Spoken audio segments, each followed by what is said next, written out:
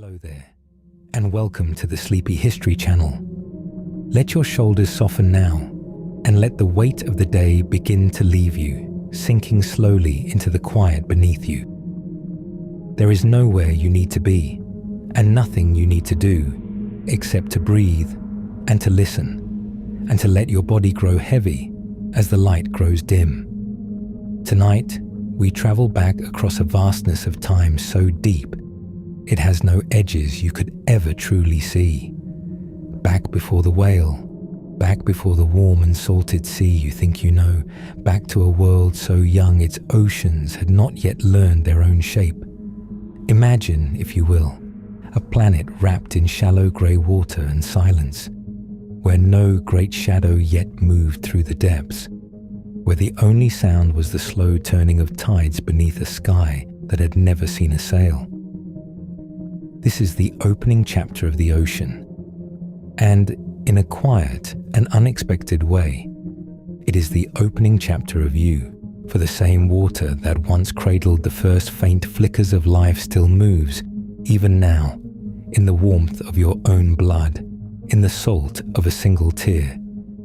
How strange it is when you let yourself wonder that a creature of the dry and dusty land, an animal that once walked on 4 small legs along an ancient shore, could ever have turned back toward the water and grown into the largest heart that has ever beaten on this earth. How does a thing of the land come to rule the sea? What patient hand of time could shape a wandering footstep into a fin, and a breath of air into a life spent gliding through the cold and lightless deep? These are the questions we will follow tonight, slowly, gently, with no hurry at all. If you enjoy these gentle journeys, I invite you to like, subscribe, or share a thought below. It helps others find their way here too, one sleepy soul at a time. But for now, simply settle in. So let us begin to drift downward, the way a feather settles through still water, past the bright and busy surface, and into the older, calmer dark below. Picture the years falling away around you like soft snow. 100 years, 1,000, 1,000,000, and then so many millions more that the counting itself begins to blur and fade. We are sinking now through more than 500 million years of time, down toward a sea that no human eye has ever seen. A sea whose story is also, in some small and ancient way, your own. The water grows cooler as we descend, and quieter, and the modern world dissolves behind us like a dream half remembered. There is no need to hold on to it. Let it go, and let yourself fall slowly into the beginning of everything, where our long and tender story of the great blue whale will softly start to unfold. Picture a sky the color of dull iron, low and close, and beneath it, a young earth still glowing faintly with its own making. A world without a single sea, where the ground is warm beneath an imagined hand and the air hangs thick with steam. There is no blue here yet. There are no waves, no shore, no slow tide breathing in and out. There is only heat and rock and a planet roughly 4.5 billion years old turning slowly through the dark, cooling by the smallest degree across spans of time so vast they can barely be held in the mind. Let that number settle over you the way a heavy blanket settles. 4.5 billion years, a span so long that every life you have ever known, every face, every season you remember, would vanish into it like a single grain of sand dropped into an ocean that did not, on this young world, yet exist. And if you tried to count those years one by one, slowly, the way you might count breaths to ease yourself towards sleep, you would never reach the end of them.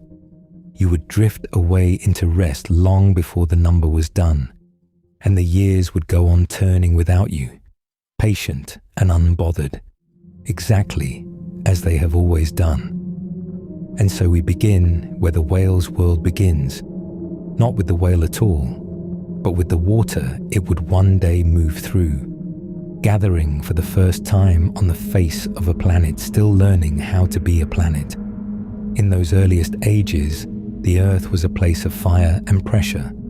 Its surface, a restless crust riding on heat from below, glowing dull red in places where the rock had not yet hardened, and wrapped around it all was an atmosphere swollen with water held as vapor, unable to fall, kept aloft by the sheer warmth of the world.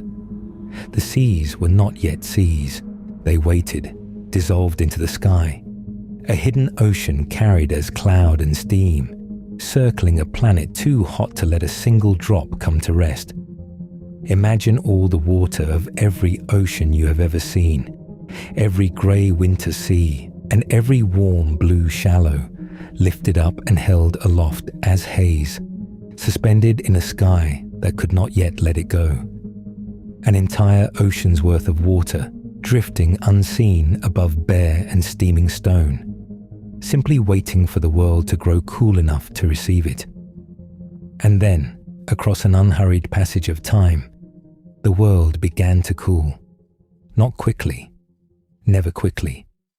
Imagine cooling measured not in hours or years, but in tens of millions of them, the planet shedding its first fierce heat into the patient dark of space, degree by quiet degree, the glow of the crust fading from red to grey, the upper air growing thin and cold enough, at last, to let its burden begin to gather into drops. Somewhere in that long descent, the first rain began to fall. Try to hold the scale of it. This was not a passing shower, not a storm that breaks and clears by morning. The rain that gathered the first oceans is thought to have fallen for an almost unimaginable span. Not days, not seasons, but a rainfall lasting perhaps thousands upon thousands of years, an age of water descending through a steaming sky onto bare and steaming stone. Picture standing, if you could have stood there beneath that endless sky, the warm rain streaming down without pause, hissing where it met the hot rock, rising again as mist, falling once more, a slow and tireless circle turning over the whole face of the world. Picture how the sound of it would have filled everything. Not a roar, not a clatter, but a soft and ceaseless murmur. The gentle hush of warm water meeting warm stone, going on and on across the dark without beginning or end. A sound to which there was no one yet to listen. Picture the steam rising in slow, pale columns wherever a drop struck the heated rock. The whole low sky breathing in and breathing out, drawing the water up only to let it fall again, over and over, with the patience of something that has all the time there will ever be. There is something deeply restful in it, this idea of rain that simply does not stop, that asks nothing and announces nothing, that falls and falls across an empty world with infinite patience, while the planet beneath it slowly grows cool enough to keep what it is given. And drop by drop, gathered over that vast and quiet span, the water at last began to stay. It ran down the dark slopes of newborn rock, finding the first faint channels, tracing the first slow courses across a land that had never before known the touch of a running stream. It pooled in the hollows and the low places. It filled the deep basins where the crust had sunk, and where it gathered it lay still and shone. Imagine the first time light caught the surface of a standing sea. A faint and trembling brightness on a world that had never held a mirror. The dull iron sky reflected back from a sheet of water settling at last into the lowlands.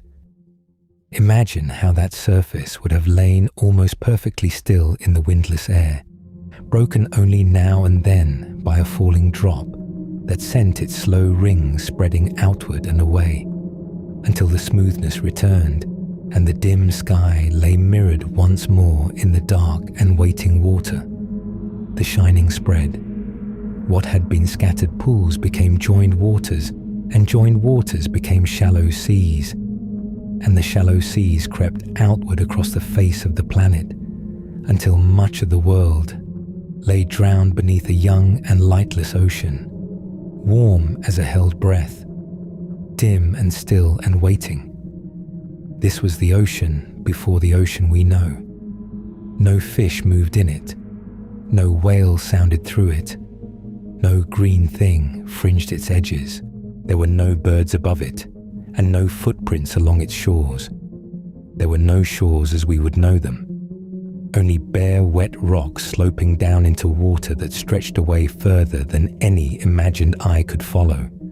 It was water alone, vast and quiet, lying over a sleeping world. Now let yourself sink in your mind, away from that faintly glowing surface, down through the warm and gathering dark, down past the place where the last of the dim light fades from the water, down to where the light gives out entirely and the water grows heavy and cold and black. Feel the warmth of the surface fall away behind you, and the great weight of the sea gather quietly above, and the stillness deepen with every fathom, until there is nothing around you but the slow, cold dark and the soft pressure of an ocean that has barely begun to be. Far below, on the floor of that first ocean, the young Earth's inner heat had not gone out. It leaked upward through the crust in hidden places, where the rock was cracked and seawater seeped down into the warmth and rose again, mineral-rich and gently steaming, into the frozen dark. Imagine a single such place, a vent in the deep ocean floor, lightless, almost silent, where warmth bleeds slowly from the stone into the surrounding cold. Around it, the water shimmers faintly with dissolved minerals, with iron and sulfur, and the soft chemistry of warm rock drawn up from below, and where that rising warmth meets the cold of the deep.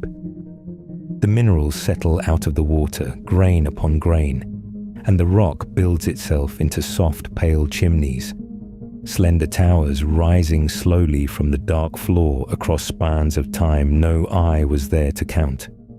There is no sun here. There never has been. No daylight has ever reached this far, and no daylight ever will. This is a country that has known only its own faint inner warmth since the beginning. There is only the deep cold of the abyss, and these small leaks of inner warmth, glowing not with light but with heat, scattered like embers across the dark floor of a worldwide sea, each one a small still hearth in an immensity of cold. Many who study the deep past believe that places much like these, warm, mineral-laced, sheltered in the lightless deep, where the patient chemistry of stone and water could work undisturbed for age upon age, were among the quiet cradles where the very first stirrings of life may have begun, long after the rain had stopped and the oceans had settled, in the patient chemistry of warm rock meeting still water. We need not follow that story tonight. It is enough for now to rest in the picture of it, a warmth in the cold, a stillness in the deep, a single dark vent breathing its faint heat into the floor of the first patient sea, untroubled, unwitnessed, and utterly at peace, while far above it the slow rain went on gathering the seas, and here is the thought to carry down with you into sleep. Every drop of water in every ocean on the earth, all the water that the great blue whale would one day move through, all the cold green miles it would cross, and the deep, dark fathoms into which it would dive. All of it began here, in that first endless rain. The same water. It has never left. It does not vanish. It only travels. The rain that filled the first basins rose again as cloud and fell again as rain, ran down through rivers that had no name, lay frozen in ages of ice and thawed again into the sea, was drawn up into the slow breath of storms and carried over lands that no living thing had yet seen. was breathed out by creatures that lived and were gone, and gathered once more into the great slow body of the ocean, around and around, across all the ages between that young world and this quiet night. The water has simply been moving, patiently, for 4.5 billion years, never lost, never used up, only borrowed for a while and given back, only falling and rising and falling once again. And so the whale, when at last it came, swam through rain, through ancient rain, through the very water that once fell for thousands of years onto bare and steaming stone. And you, lying here now, are made in good part of that same travelling water. It moves through you as it moves through the sea, the same patient element, gathered for a little while into the shape of a person breathing slowly in the dark, rising and falling in you like a small and gentle tide. The first oceans are not so far away as they seem. They are in the whale and in the rain at your window and quietly in you. Let that ancient water hold you now, the way it holds the whale, the way it has held everything, gathered and gathering, since the world first grew cool enough to keep the rain. Let the surface of that early ocean settle in your mind now, the way light lay upon it in the long mornings of the young world, gold and soft and endless, sinking only a little way down before the warm water swallowed it into shadow. Let it lie flat and unbroken before you, a sheet of pale brightness stretching to every horizon, no shore that you would know, no wave that any wind had yet learned to raise into more than the gentlest swell. The warmth of it would have risen from the water itself, a mild and even warmth with no edge to it, and the light came down through that warmth unbroken, settling on the surface like something gently poured. There was no sound but the slow turning of the tides, no wing above the water, no fin beneath it, nothing yet that breathed or fled or wondered, only the long lift and fall of the sea against itself, a breathing without lungs, a patience without a mind to hold it. And yet, in that thin sunlit layer near the top, in the few gentle fathoms where light still reached, something almost too small to imagine had begun to happen.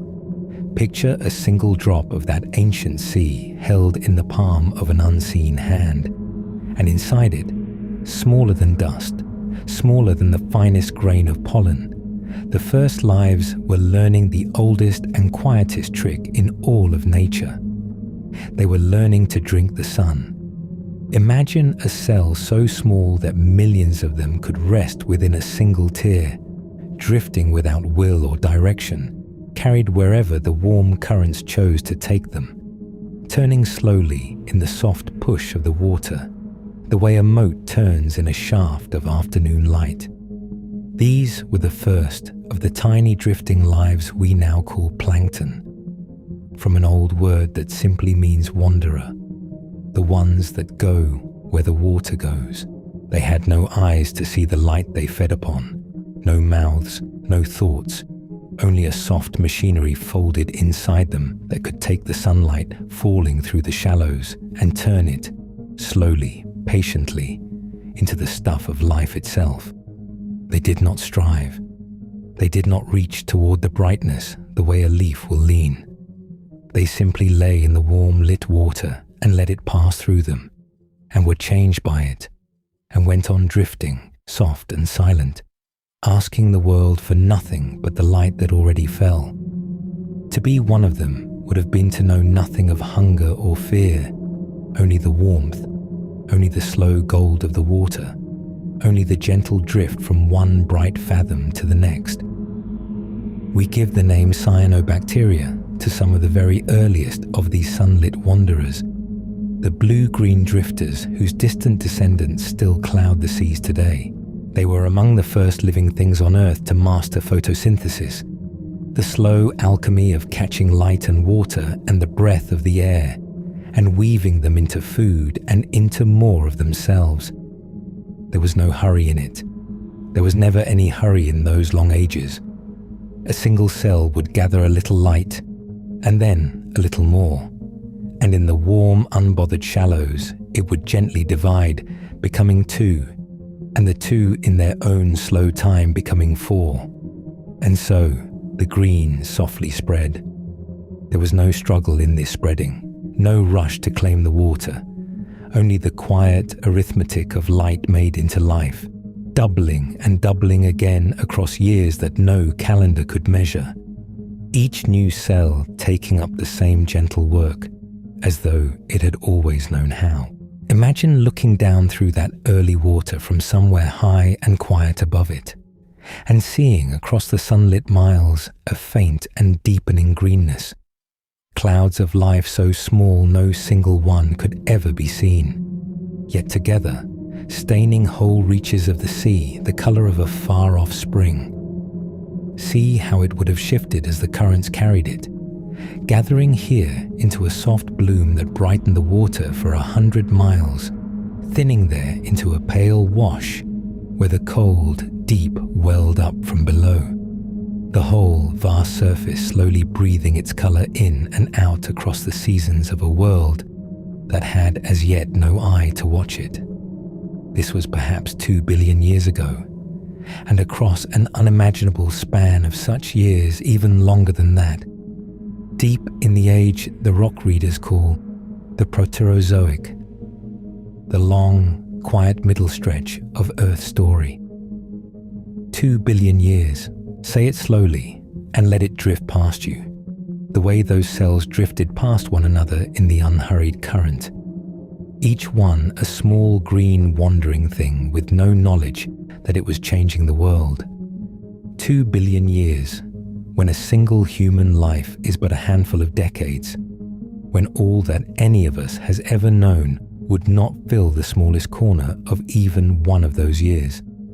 For it was changing the world in the gentlest and most patient way imaginable. Each time one of those tiny lives caught the sunlight and made itself a little more, it breathed something out into the water, something it had no use for, a faint, quiet exhalation it simply let go. That exhalation was oxygen. One cell breathing out one small breath of it would have meant nothing at all, would have dissolved into the vast dark sea and vanished without a trace. But there were not one or a few. There were numbers beyond the reach of any counting, drifting through every sunlit shallow of every warming sea, and each of them, age upon age, breathed out that same soft breath. And the water, which at first drank the oxygen down the way dry ground drinks the first rain, slowly, over hundreds of millions of years, could hold no more. Imagine how slow that filling was, the sea taking in that faint breath, and taking it in, and taking it in across spans so long that mountains rose and wore away to nothing while it drank, until at last, grain by grain, breath by breath, even that endless thirst was answered. And so at last the breath of those smallest lives began to rise out of the sea and into the empty sky. Imagine that, if your thoughts are still gently turning, a sky that had never known this breath, an air that no living thing could yet have used, being filled across ages so slow that 1,000 human lifetimes would not have shown the smallest change, filled by creatures too small to see, one quiet exhalation at a time. The very air above you now, the cool and ordinary breath you are drawing this moment as you lie still and let the day fall away from you, the breath that fills you without your asking and leaves again without your effort, carries within it the gift of those ancient wanderers. Every easy breath you take was first breathed out, long before there were lungs to want it, by drifting green specks in a sunlit sea 2 billion years gone. Feel it move in you now, slow and unhurried, in and then softly out, the same air, in its long way, that first rose shimmering from that ancient sea. There is a softness in that thought, a kind of belonging, you are not breathing apart from the world. You are breathing the world's own oldest exhalation, passed hand to hand, breath to breath, across more years than the mind can gently hold. It did not happen all at once, of course. Nothing in those ages did. The slow gift of oxygen seeped into a changing sky across spans so vast that the continents themselves drifted and gathered and drifted apart again while it went on.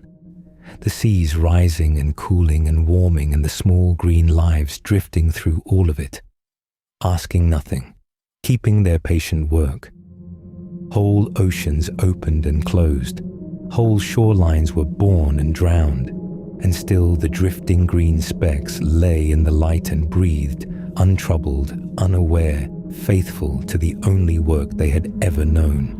Rust gathered in the deep iron of the world as the new breath touched it, laying down in the old stone faint banded layers, red and dark, that the rock readers find to this day, page after page of a story written in the gentlest ink there is, the slow rising of breath in an ancient sea.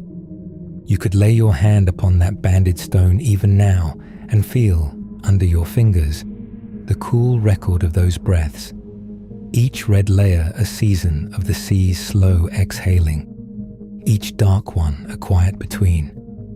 And as the air grew rich and the water grew bright with that drifting green abundance, a foundation was being laid, quietly, beneath everything that would ever come after.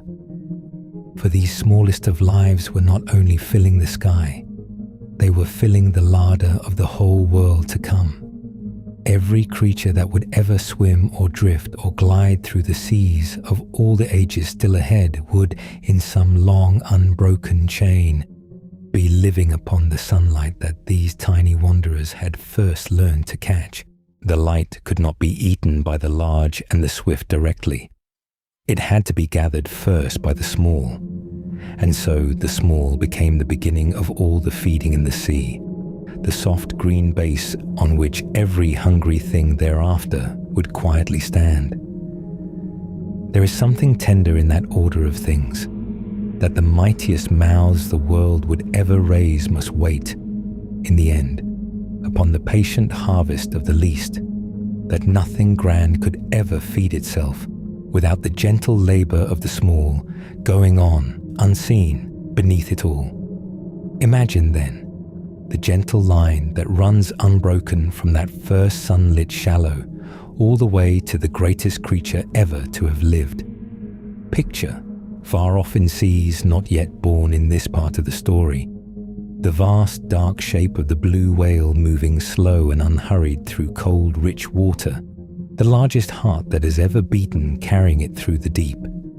And imagine what it has come, across all the ages, to feed upon, not the great, not the swift, not anything its own enormous size. It feeds upon the small.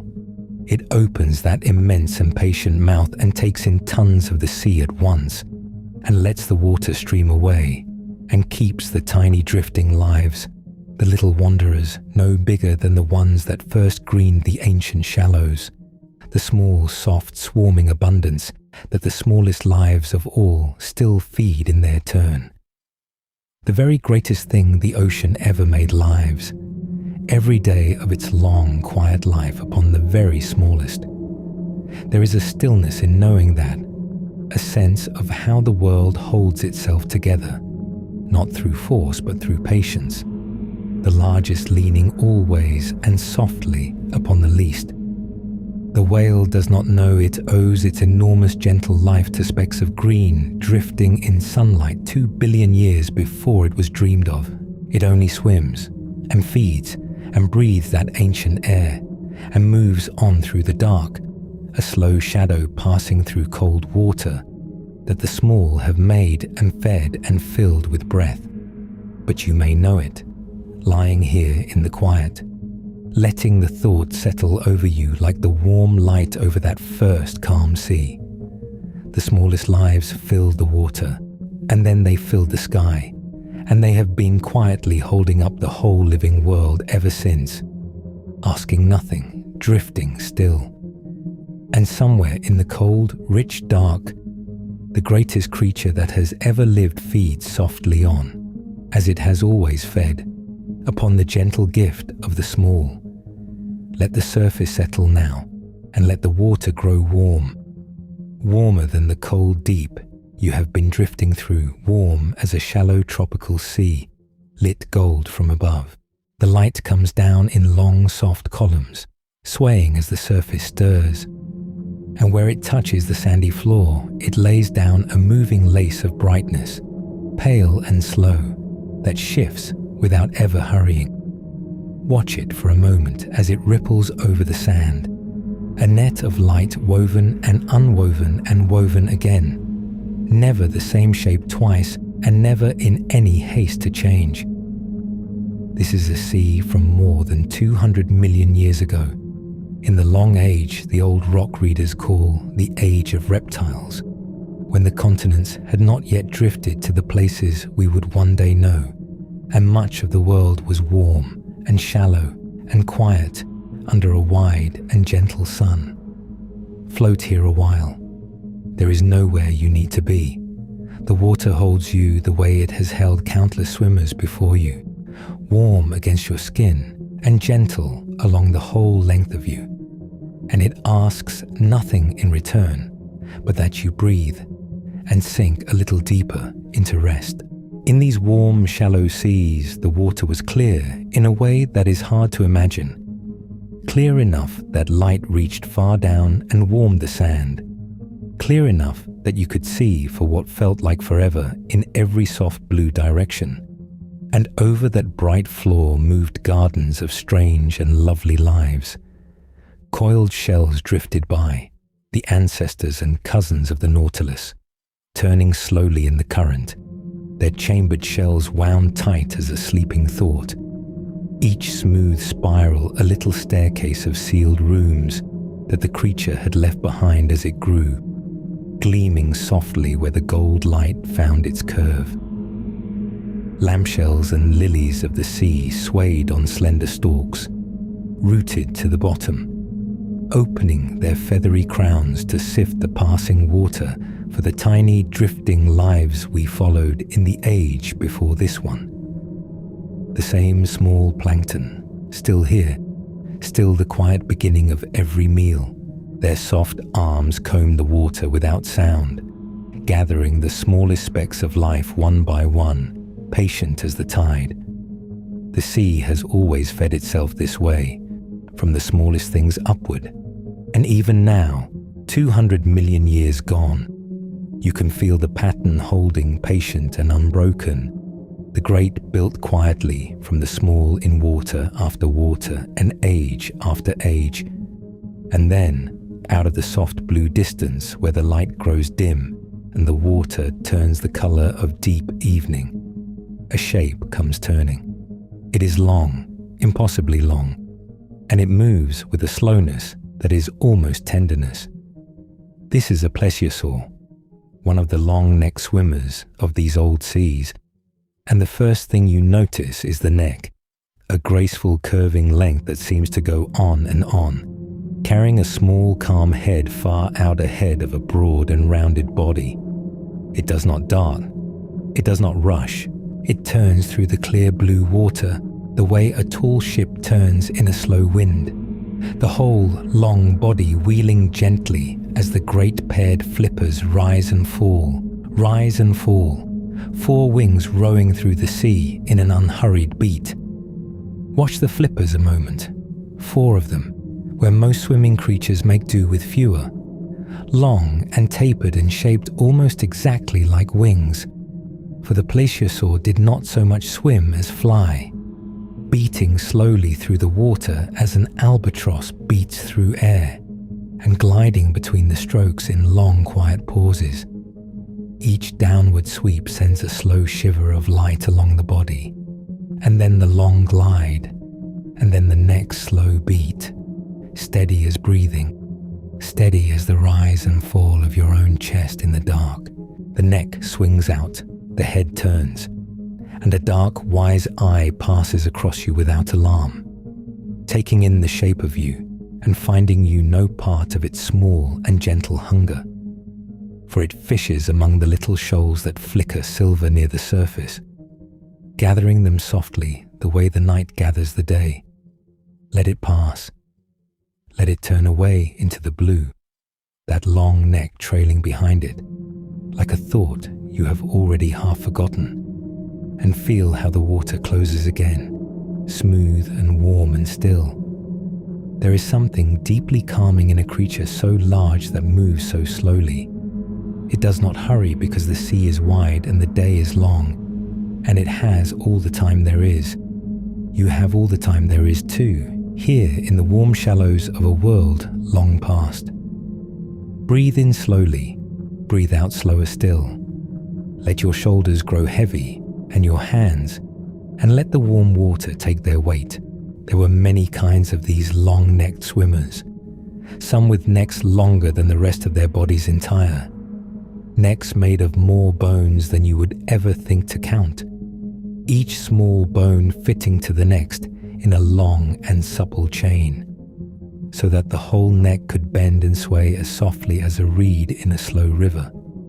They cruised these warm seas for a very long time, for tens of millions of years, far longer than seems possible, turning slowly through bright water, raising their broad flippers and lowering them again, while the shallow seas rose and fell, and the warm world turned beneath its soft and ancient sun.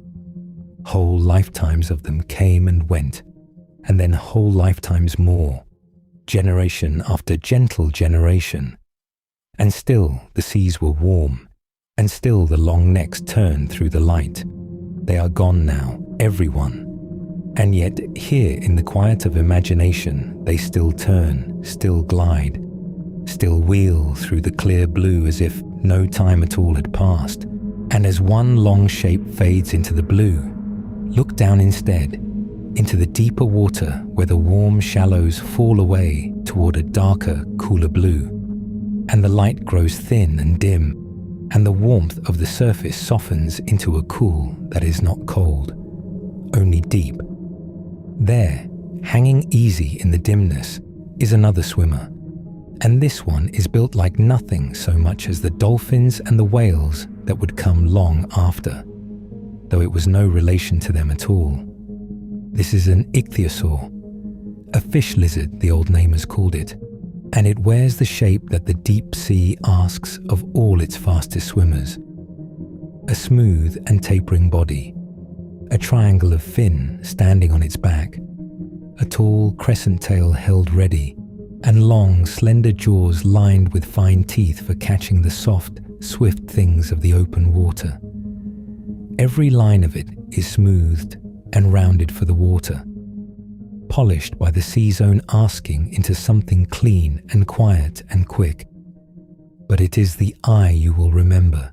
The ichthyosaur had enormous eyes, among the largest eyes that any animal has ever carried, eyes as wide across as a dinner plate, ringed with a circle of small bony plates to hold their great round shape against the press of the deep. Picture that eye now turning slowly towards you in the dim water, vast, dark, and utterly calm. A great round window built to gather what little light reaches the cold places below, so that this swimmer could hunt in the blue dusk far down, where the sun is only a rumor and the water is the color of deep sleep. Imagine how the whole dim world must have looked through such an eye, soft and shadowed and full of slow-moving shapes, every faint gleam gathered and held. There is no fear in that eye, and no menace either, only a deep and ancient patience, the patience of a creature perfectly at home in the dark. It hangs there, watching, breathing the way you breathe. For the ichthyosaur, like the whale, was an air breather, and rose to the bright surface to fill its lungs before sliding back down into the gentle gloom. Think of that for a moment as you drift towards sleep. This creature lived its whole life in the sea, was born in the sea, hunted and rested and died in the sea, and yet it carried always within it the memory of air, rising again and again across the long years of its life to break the surface and breathe, just as the great whale does now, just as you do, slow and easy, in the warm dark of your own quiet room. The same old need, carried down through unimaginable depths of time. The simple rising for breath that joins the fish lizard of the ancient seas to the blue whale of our own, and joins them both somehow to you, lying here, breathing softly, sinking slowly down. Some of these ichthyosaurs were small, no longer than you are tall, and slipped through the water in quick silver shoals, flashing and turning together as one bright cloud. But some grew very great indeed, longer than a bus, longer than many a boat, among the largest swimmers the seas had yet raised, cruising the open blue with that same unhurried calm, that same enormous tranquil eye turned toward the dimness, gliding on as if the whole weight of the deep were nothing at all. They were not the whale. They were not even close kin to the whale. And yet the sea, which has so few shapes to offer its largest swimmers, gave them very nearly the same one: the smooth body, the steering fins, the long, patient life in the open water. For the sea asks the same questions of every great creature that would live within it, and answers come back, across the ages, strangely alike. It is as if the deep blue itself were quietly shaping each new giant after the last with the same patient hand. And here is the quiet thought to carry down with you into sleep. The blue whale, the largest creature ever known to have lived, the gentle giant whose 100 sleepy facts we are gathering together, is not the first great swimmer the sea has held. It is only the latest. Long before the whale, in warm and shallow seas under a younger sun, the long-necked plesiosaurs wheeled slowly through clear blue water on their 4 wide wings, and the great-eyed ichthyosaurs hung calm in the dim deep, rising for breath and sinking again, for tens upon tens of millions of years. The sea has cradled many giants. It has held many great and gentle swimmers in its warm embrace, raised them and carried them and let them go, and made for each of them a shape and a long, slow life and a quiet ending, and then, in its patient way, begun again. There is a comfort in that, somewhere beneath all thought. To know that the sea is old and wide, and has done this many times before, holding one great swimmer after another in the same warm water, the same soft light, the same unhurried turning of the long blue ages. You are held by something very old and very gentle, something that has rocked giants to rest before and knows the way of it, and is in no hurry at all.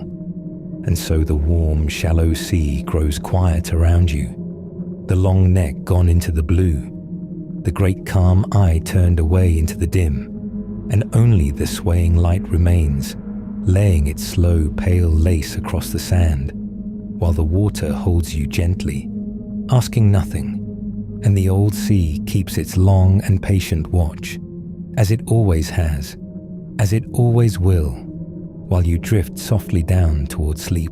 There is a particular quiet that settles over a warm shore at the close of a long day, when the light has gone soft and golden, and the water lies almost without motion, breathing in and out against the mud in slow, patient pulses. The day's heat has loosened its hold, and what remains is a gentle warmth that rises from the ground itself, from the sun-soaked silt, and the still pools left along the flats, each one mirroring a little patch of fading sky.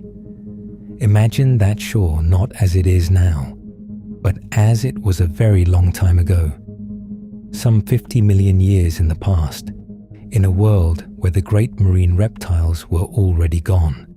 Their long neck shapes and great-eyed forms vanished from the seas, and the oceans had grown quiet again, waiting for something new. The air is humid and heavy with the smell of green and silt, thick and close, the kind of air you could almost lean into, warm against the skin and slow to move.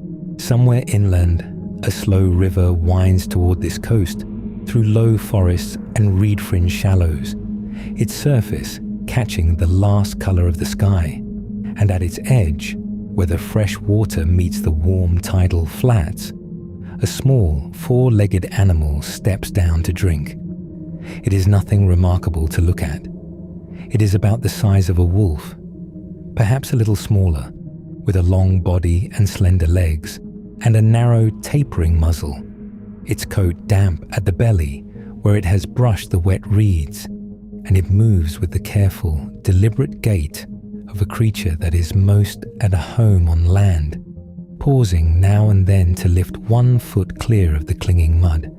Its feet find the firm ground first, testing before it lets its weight settle, and its sides rise and fall with the easy rhythm of an animal at peace. And yet, if you could stand on that ancient shore and watch it lower its head to the water, watch the small ripples spread out from its muzzle and lose themselves in the stillness, you would be looking at the beginning of one of the longest and strangest journeys any animal has ever made. The slow walk of the land back into the sea, and the first faint promise of the whale. Let the size of it settle over you for a moment. This small animal, no heavier than a large dog, light enough that the mud barely remembers each step, carries inside its body the distant ancestry of the largest creature ever to have lived. The blue whale, which can stretch longer than 3 buses set end to end, which can weigh more than the heaviest land animals many times over, whose heart alone is the size of a small car. All of that immensity traces back through countless generations to a wading creature you could have lifted in your arms and carried home. Warm and breathing and small. There is something almost dreamlike in that thought. The way a single quiet seed holds the whole shape of a forest, folded invisibly inside it. Every branch and leaf still only a promise, still only waiting in the dark of the soil. The giant of the open ocean began as a footprint in river mud, and those footprints were real. In the soft grey mud near these warm prehistoric shores, the small wading ancestors of whales pressed their weight down with each step, four-toed and careful, and now and then the mud held the shape long enough to harden in the sun, to be covered by the next tide, to be buried and kept, layered over by sediment and silence and the slow, patient years, until it became a small stone memory of an evening no one was there to remember. Picture it as it must have been on an ordinary evening. The animal walking the shallows, water curling around its ankles, each footfall sinking a little into the yielding ground and lifting away again with a soft sound, a small wet whisper, leaving behind a row of small impressions filling slowly with water and the last of the day's light. You can almost hear it, that gentle suck and release of the mud, steady as breathing, and see the little crescents of disturbed silt, settling back to stillness behind each step. Nothing about that moment would have seemed momentous. It was only an animal walking, only mud receiving the shape of a foot. And yet, in that unremarkable act, repeated across uncountable evenings by uncountable generations, the long turning of land toward water was already underway. What drew them in, we cannot fully know, but we can imagine it gently. The warm shallows were rich with life. Small fish moving in silver flickers through the reeds, soft-bodied creatures resting in the silt, an abundance close at hand and easy to reach for an animal willing to wade a little deeper than its neighbors. The water there was cool against the warm air, and it held its riches just below the surface, almost offered, glinting and turning where the light still reached. And so, evening after evening, season after season, The ones who were most at ease in the water tended to find more and to thrive a little more, and to leave behind a few more young who carried that same quiet ease.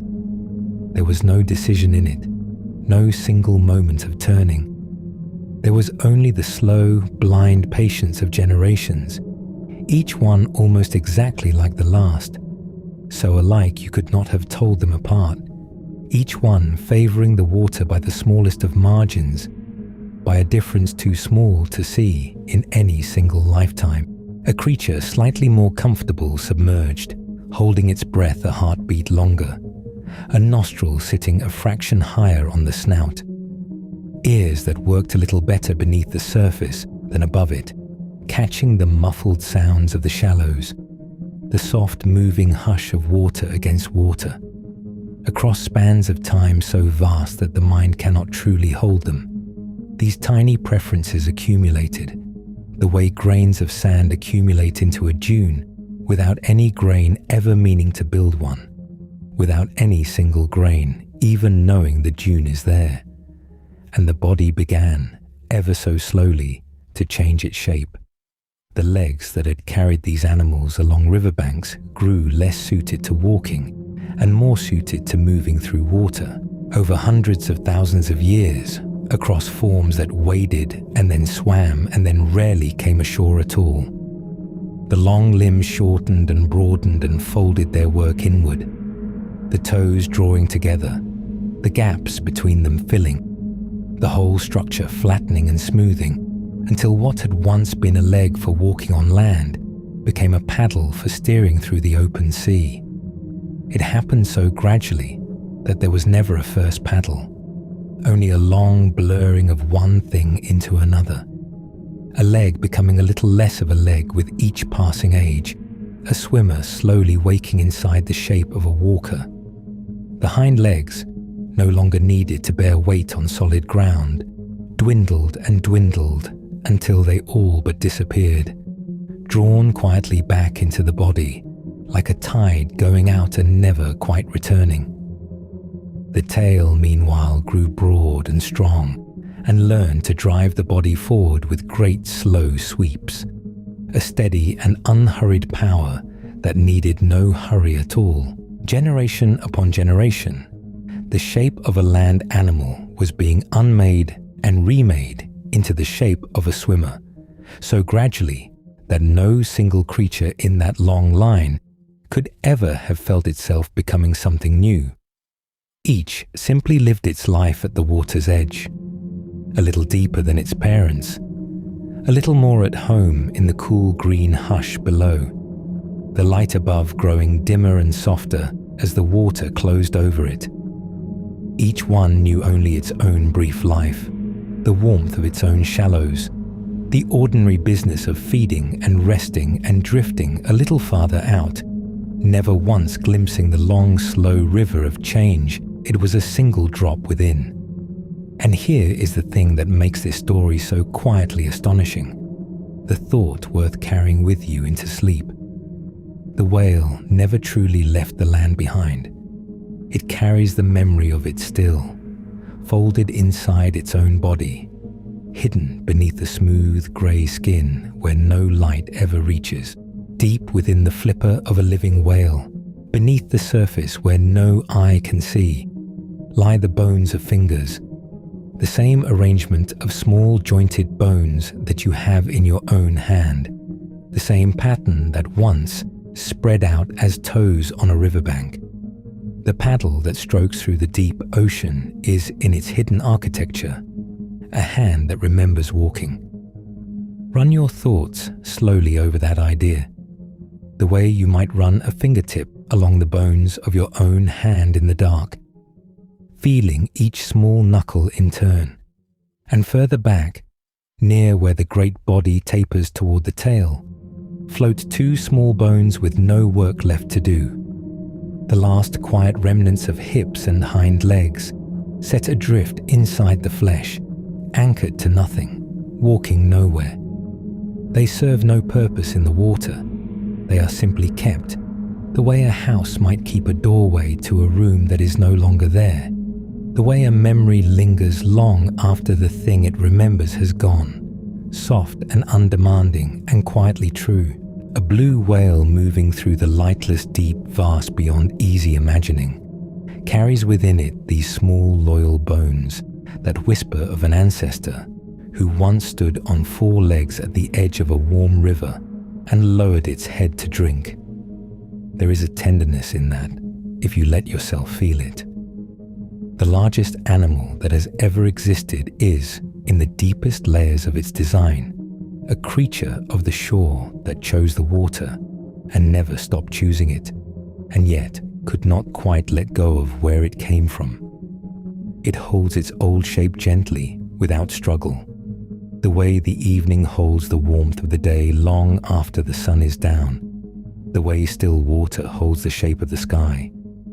We carry our own old shapes too, the long inheritance of the bodies that came before us, the echoes of distant ancestors written quietly into the way we are made, into the bend of a wrist and the arch of a foot and the curve of the spine, to know that the whale holds its lost legs inside itself, gently and without sorrow, neither needing them nor letting them go, is to feel a little kinship across an unimaginable gulf of time, a quiet thread running back through everything that has ever lived. We are all of us walking, in some sense, on the bones of those who came before, carrying them softly with us wherever we go. And so the small 4-legged animal at the water's edge fades back now into the dimming light of that ancient shore, its footprints filling slowly with the evening, the last gleam of water settling into each small hollow, its descendants already drifting outward toward the deeper, darker, more silent sea. It does not know what it is beginning. It only knows the cool of the water around its legs and the abundance just out of reach, and the simple pull of the shallows on a warm and quiet night. It lifts its head, water falling in slow bright drops from its muzzle, and looks out across the still flats where the light is nearly gone, and then lowers it once more to drink. Let that image stay with you as your breathing slows. The soft mud, the still water, the unhurried creature wading a little deeper than it needs to, beginning a journey that will take 50 million years and end in a giant gliding silently through the open ocean, still carrying in its hidden bones the gentle memory of land.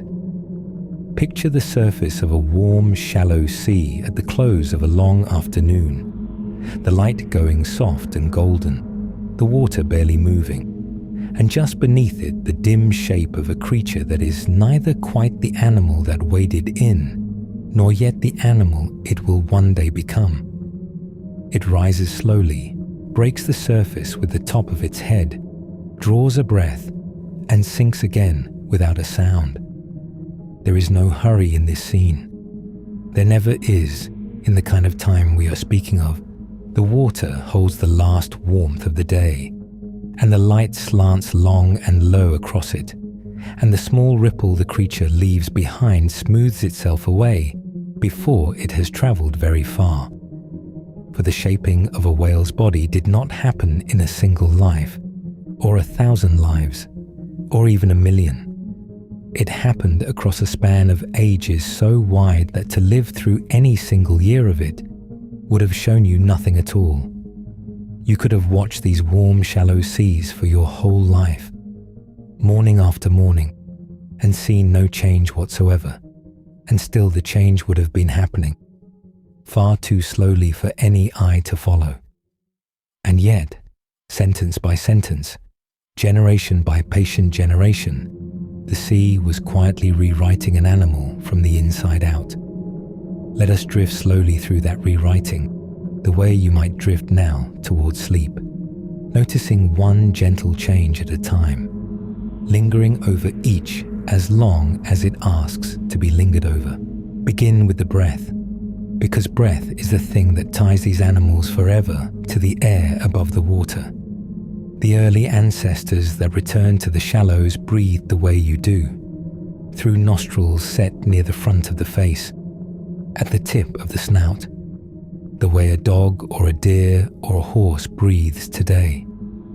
To take a breath, such a creature had to lift almost its whole head clear of the surface, raising the long, heavy snout up into the air, and that small lifting cost effort and time and a moment of vulnerability with every breath. Every breath was a small interruption, a pause in the swimming, a lifting and a settling back. So across the ages the nostrils began, ever so slowly, to drift, not in any single animal, for no animal's nose wanders in its lifetime, but across the long succession of descendants, the openings crept backward along the skull, a little higher in one age, a little higher in the next, the bones of the face lengthening and sliding beneath them, the whole architecture of the front of the head quietly rearranging itself, until at last the nostrils had travelled all the way from the tip of the snout to the very top of the head. And there they came to rest, and there they became something new and were given a new name. We call it the blowhole. Think for a moment of what that small migration means. It means that a whale no longer needs to lift its face to breathe.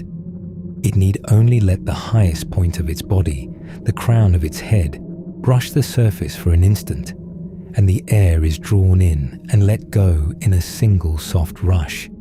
And the great body can keep moving forward all the while, never breaking its long, smooth glide. The breath and the swimming no longer interrupt each other.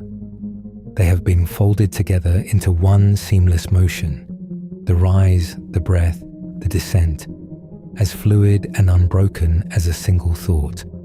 And the whole of that gift came from nostrils that wandered upward and backward over a stretch of time too long to feel. A journey across the skull so slow that no creature along the way ever knew its own nose was moving.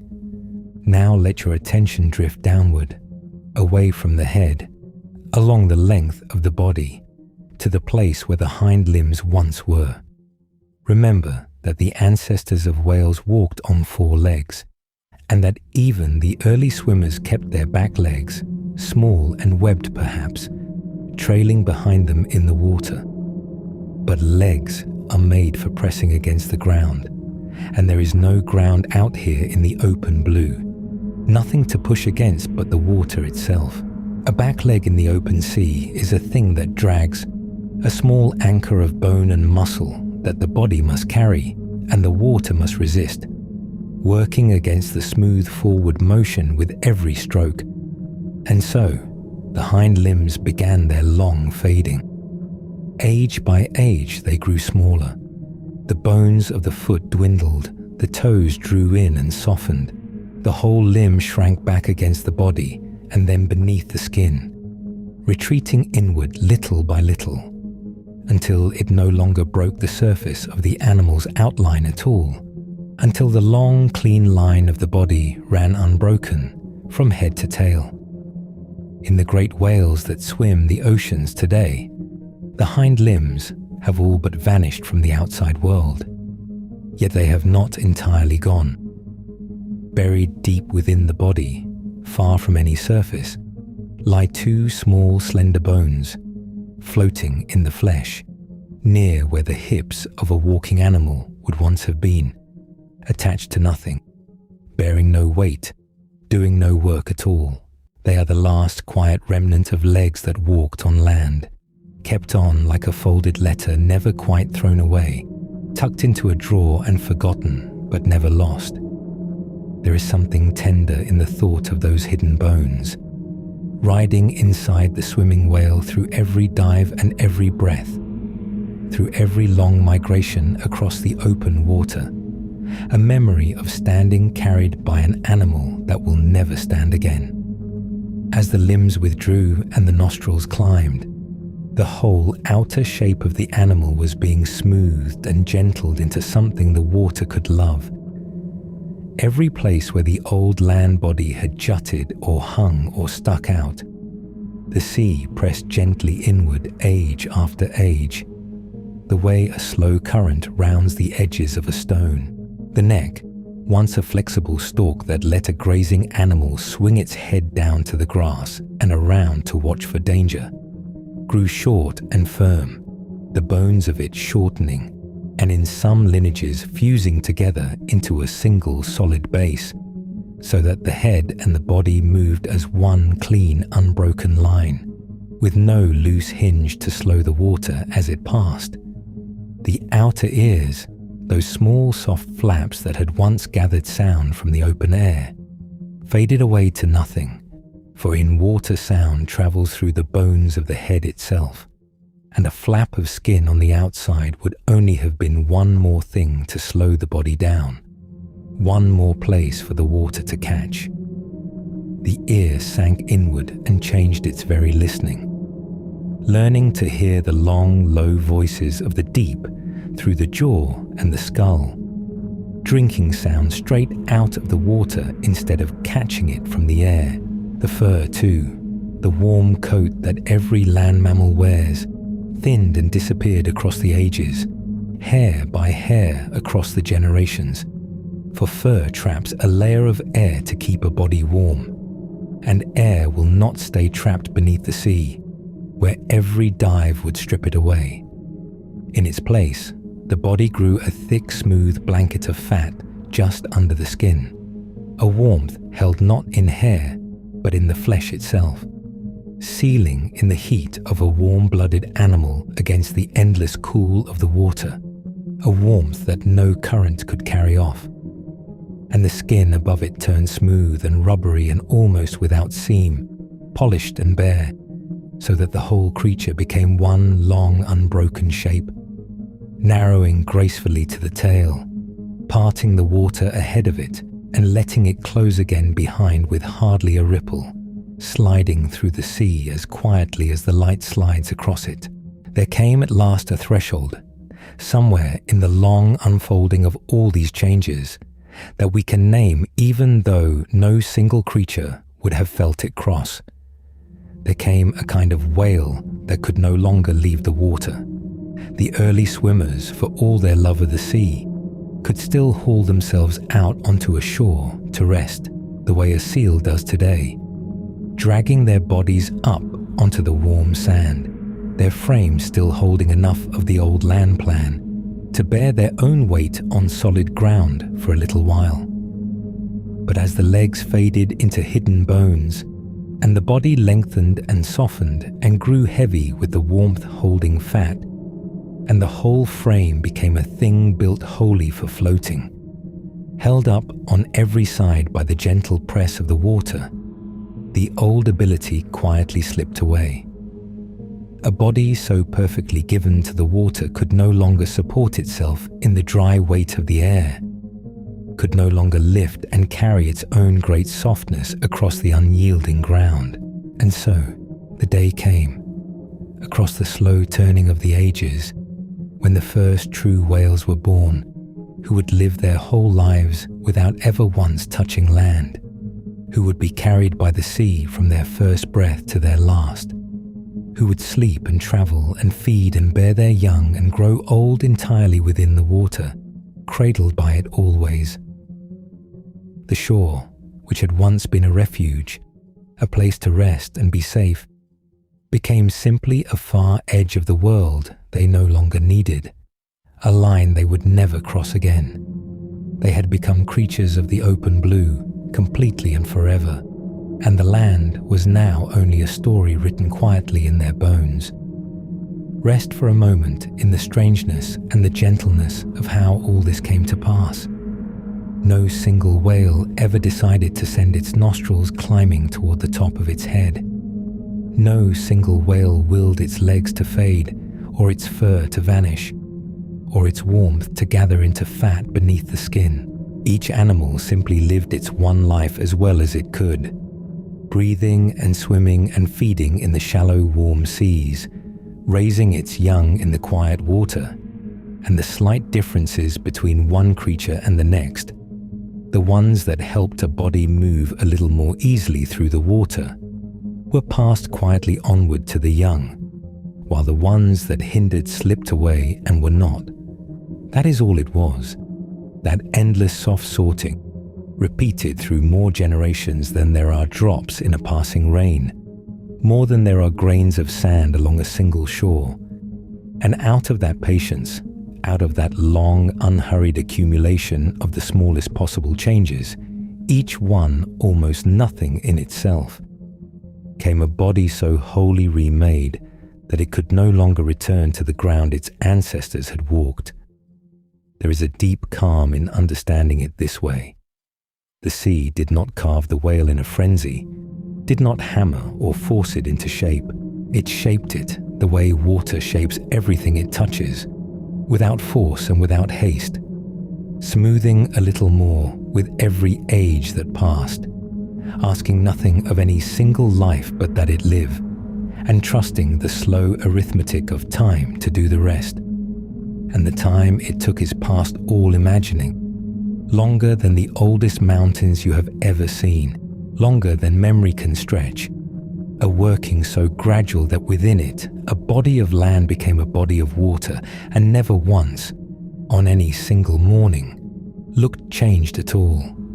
So let the picture settle as the last of the light fades from that warm, shallow sea, the gold going grey, the surface growing still. The creature rises once more, brushes the surface with the crown of its head, takes its easy breath through the blowhole that was once a nose upon its snout, and slips downward again without a sound into the gathering dark of the water, its hidden leg bones riding silent within it, its smooth long body holding the warmth of its blood, carrying the whole patient story of its making down into the deep, where it will rest, as you may rest now, perfectly and forever at home.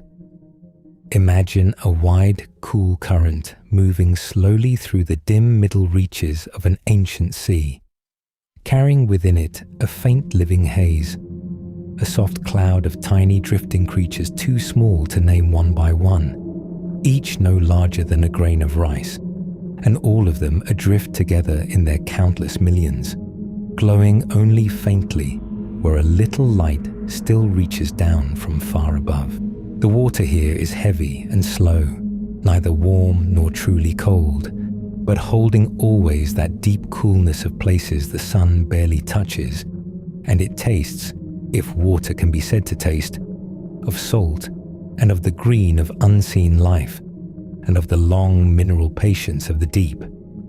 Picture how that haze moves, not swimming, not striving, only turning gently where the current turns, each tiny life lifting and sinking a hair's width with the slow breathing of the water, all of it together like dust, caught in a shaft of late light, hanging, drifting, going wherever the tide decides to carry it.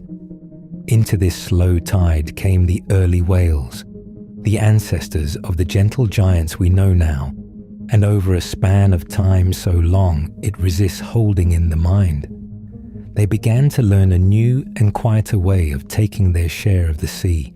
This is the story of how teeth gave way to softer things, and how the very largest creatures ever to live came to feed upon the very smallest. And you may let it carry you the way the current carries that living haze, without effort, without hurry, simply drifting where the water goes. In the beginning, the early whales had teeth, as their land-dwelling forebears had, rows of them set in long jaws, made for seizing and holding slippery prey, for catching fish and squid one at a time, the way a swimmer's hand might close around something quick in the dark. Each tooth had its point and its purpose, made to grip a thing that wished to slip away, and the whole jaw worked together like a trap that opened and closed upon the swift and the slippery. For a great many of these whales, that way of feeding remained their way, and it remains so even now, for the line that kept its teeth swam on through the ages and became the dolphins and the porpoises and the great sperm whale that dives into the deepest dark to hunt. But another line, somewhere in the long unfolding of time, drifted toward a different gift entirely. And it is upon that line we rest our attention tonight. Picture a whale whose teeth, over many millions of years and many thousands of generations, slowly grew less needed, fading and thinning by the smallest of measures, and in their place, hanging down from the upper jaw like a long fringe of fine curtains, there came instead something soft and strong, and altogether new. We call it baleen.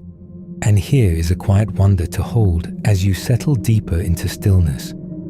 For baleen is made of keratin, the very same patient material that forms the fingernails on your own hands, the same that forms hair, the same that shapes a bird's feather and a deer's hoof. Let that thought rest with you a moment, that the same soft substance you might run a thumb across at the tip of a finger is the substance from which the sea built its great straining curtains. The whale wears in its mouth, in great hanging plates fringed at their inner edge into bristles fine as the softest brush, the same gentle substance you carry quietly at the tips of your fingers, grown long and supple and arranged into a living sieve. Imagine those curtains hanging in their long rows, plate beside plate beside plate, swaying just slightly as the water moves around them, their inner edges frayed into thousands upon thousands of soft hair-fine threads, a forest of the finest bristles standing ready within the dark of that great mouth. There were no teeth left to bite. There was instead a curtain to strain the sea. How such a change comes to be is itself a thing worth resting in. For it did not happen in a day or a lifetime or 1,000 lifetimes, but across a depth of time so vast that the slow shift of a single feature, teeth thinning and fading while soft fringes lengthened and spread, unfolded grain by grain, generation after generation, each small enough to be invisible within any one whale's life, yet adding, over the long ages, to a transformation as complete as the turning of one season into another. No whale ever felt that change within itself, for it was slower than any feeling, slower than any single life could hold, a drift so gradual that it moved the way a shoreline moves, unseen in the watching yet utterly remade, across the long reach of time. The sea was patient. The whales were patient without knowing it. And patience, given enough of the deep, slow centuries, can turn a mouthful of teeth into a curtain of the finest brush. With that curtain came a wholly new way of gathering food, and it is a way so unhurried, so vast and gentle, that it seems made for a sleepy mind to follow. The whale of the baleen line does not chase, it does not seize. It opens instead a mouth of astonishing width, a great soft cavern of a mouth wide enough to hold a slow tide within it, and it takes in seawater all at once, an enormous swallowed wave thick with that living haze of tiny drifting lives.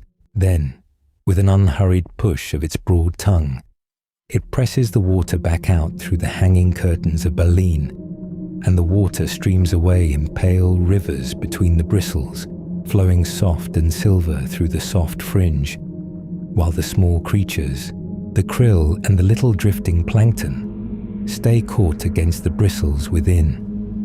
What remains is a mouthful gathered not by hunting but by sieving, not by the swift closing of jaws, but by the quiet filtering of the sea itself, the whole ocean offered up and gently strained for the smallest of its gifts.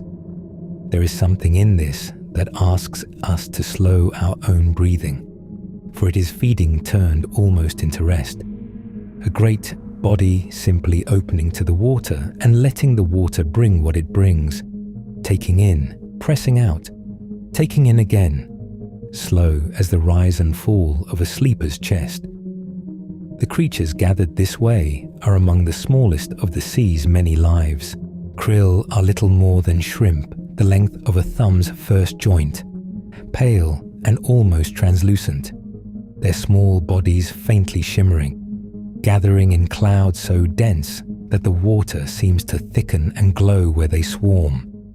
Whole drifting nations of them turning together in the dim light, rising and folding like a single slow breath.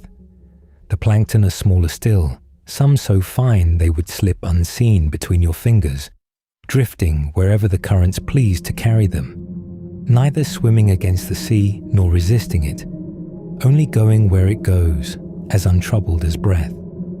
And here is the part that draws the whole story together into a single quiet truth.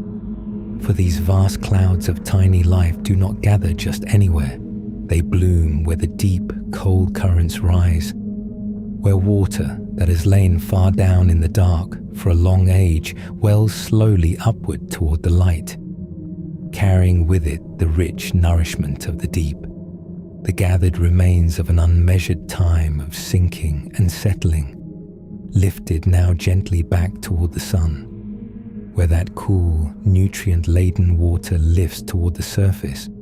The smallest plants of the sea awaken and multiply, greening the water with their countless tiny lives, and the krill come to feed upon them. And so the great gentle swimmers come in turn to feed upon the krill, all of it linked in one long unhurried chain that begins in the cold dark below and rises into a quiet feast at the surface.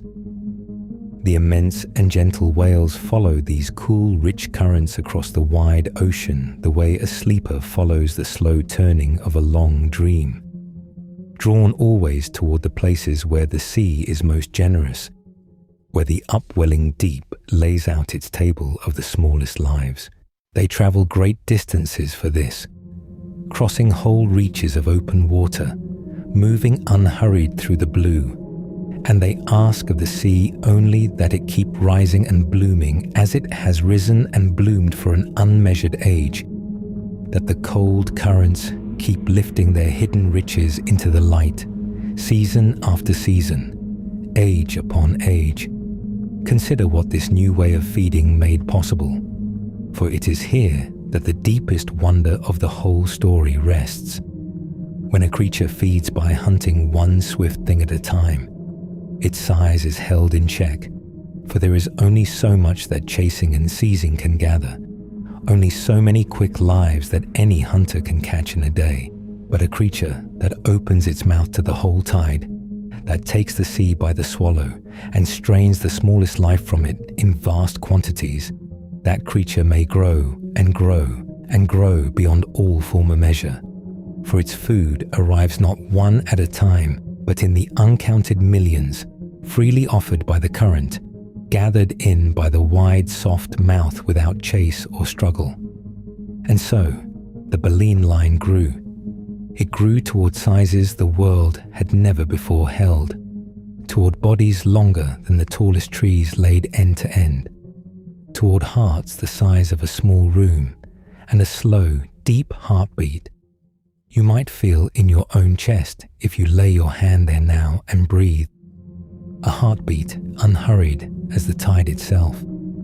Yet for all that gathering immensity, these were not fierce creatures, not hunters of anything that could feel fear, for the smallest plankton knows nothing of the soft curtain that strains it from the water, and the krill drift into that great mouth as easily as they drift anywhere.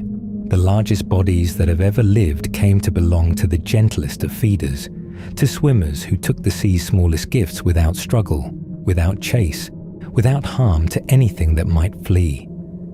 And here is the reflection to carry softly down with you into sleep, the thought to let settle like the slow drift of plankton sinking through still water. For in the long unfolding of this story, gentleness and great size did not arrive by separate paths. They grew together in the very same slow turning of the ages, bound to each other in a single long becoming. It was precisely by giving up the bite, by trading teeth for a curtain of the softest brush, by learning to gather rather than to seize, that these creatures were free to grow so vast. The size came because the gentleness came first. The two are not opposites, but companions, woven together across more time than the mind can hold, so that the very largest hearts in all the sea beat within the mildest of bodies, feeding on clouds of life too small to harm. There is a kind of peace in knowing this, a peace that asks nothing of you but to rest in it, to let it loosen something in your shoulders and your breath, to let your own body grow heavy and easy as the water itself.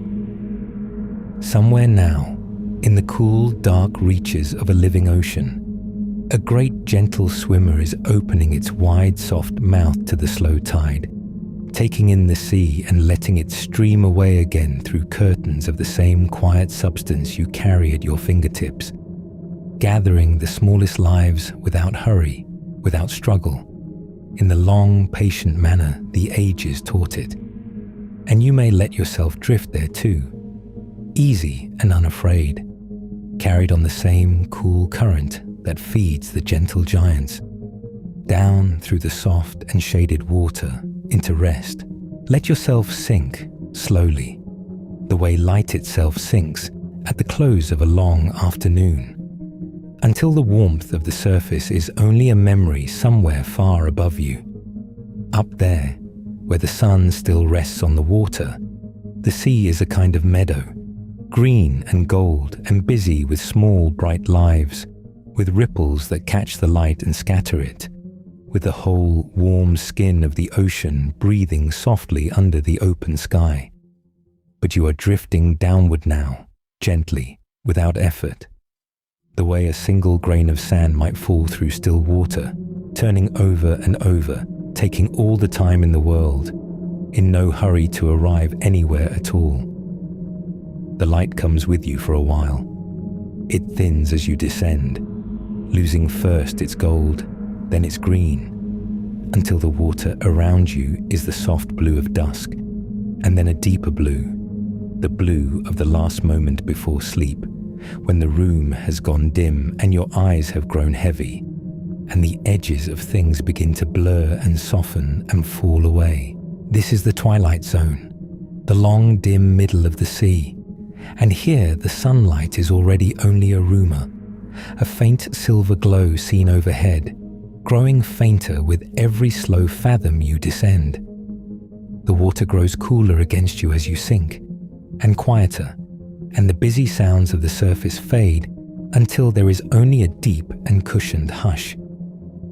The great blue whale knows this country well, for though she lives near the surface where her food gathers, she dives down into this dimness to feed, holding a single breath as she sinks through the cooling layers, her great body sliding without a sound into water that grows quieter and stranger the deeper she goes.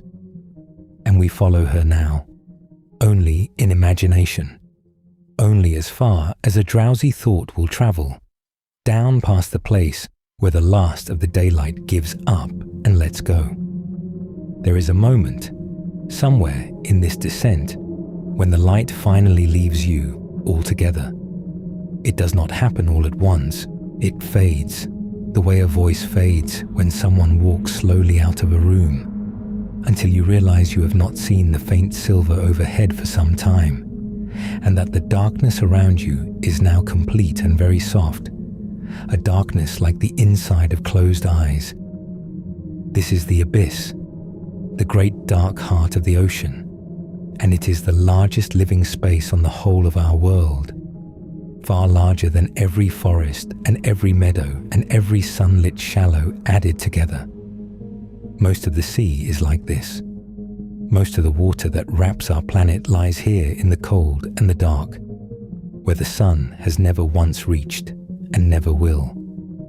It is a strange and gentle thing to consider, lying warm beneath your blankets, that the greater part of the ocean has always been a place of stillness and shadow, and that it was so long before the first whale ever swam, and will be so long after, patient and unhurried and deeply, deeply quiet. The cold here is an old cold, a steady cold that does not change with the seasons. Up at the surface, the water warms in summer and cools in winter, and storms ruffle it and currents stir it, and the light comes and goes across it day after day. But down here, in the abyss, the temperature holds near the freezing point year upon year, century upon century. A few degrees above the moment water would turn to ice, holding so steady that a creature here might pass its whole long life without ever feeling the cold change by even a breath. The water that lies in these depths is some of the oldest water in the sea. A single parcel of it, sinking long ago in the cold seas near the poles, may drift along the dark floor of the ocean for many hundreds of years, even 1,000 or more, moving slower than the slowest river before it ever rises again to feel the sun. Think of that slowly. The water moving softly past the great whale in the deep may not have touched the air or seen the light, since long before the oldest tree you have ever stood beneath was even a seed. It has lain here, turning in the darkness, in no hurry at all, drifting a hand's width in an hour, a slow mile in a long and quiet season, while the bright world above lived 1,000 of its quick and busy days. And the weight of it, all that water stacked above, mile upon mile of it, presses down here with a great and gentle steadiness, a pressure that would seem unimaginable to us at the surface, and yet is simply the ordinary state of things to the soft, patient lives that dwell below. They have never known anything else. To them, the dark is not frightening and the pressure is not a burden. It is only home, the warm, cold quiet of the deep, the way your own bed in the dark is only home to you, the way the weight of a heavy blanket is only comfort. You might imagine the abyss as empty, but it is not. It is full of soft and drifting life, scattered through the blackness like the faintest of stars on a moonless night. For here, where no sunlight has ever come, many creatures make their own small light, a slow and tender glow they carry within themselves and kindle whenever they please.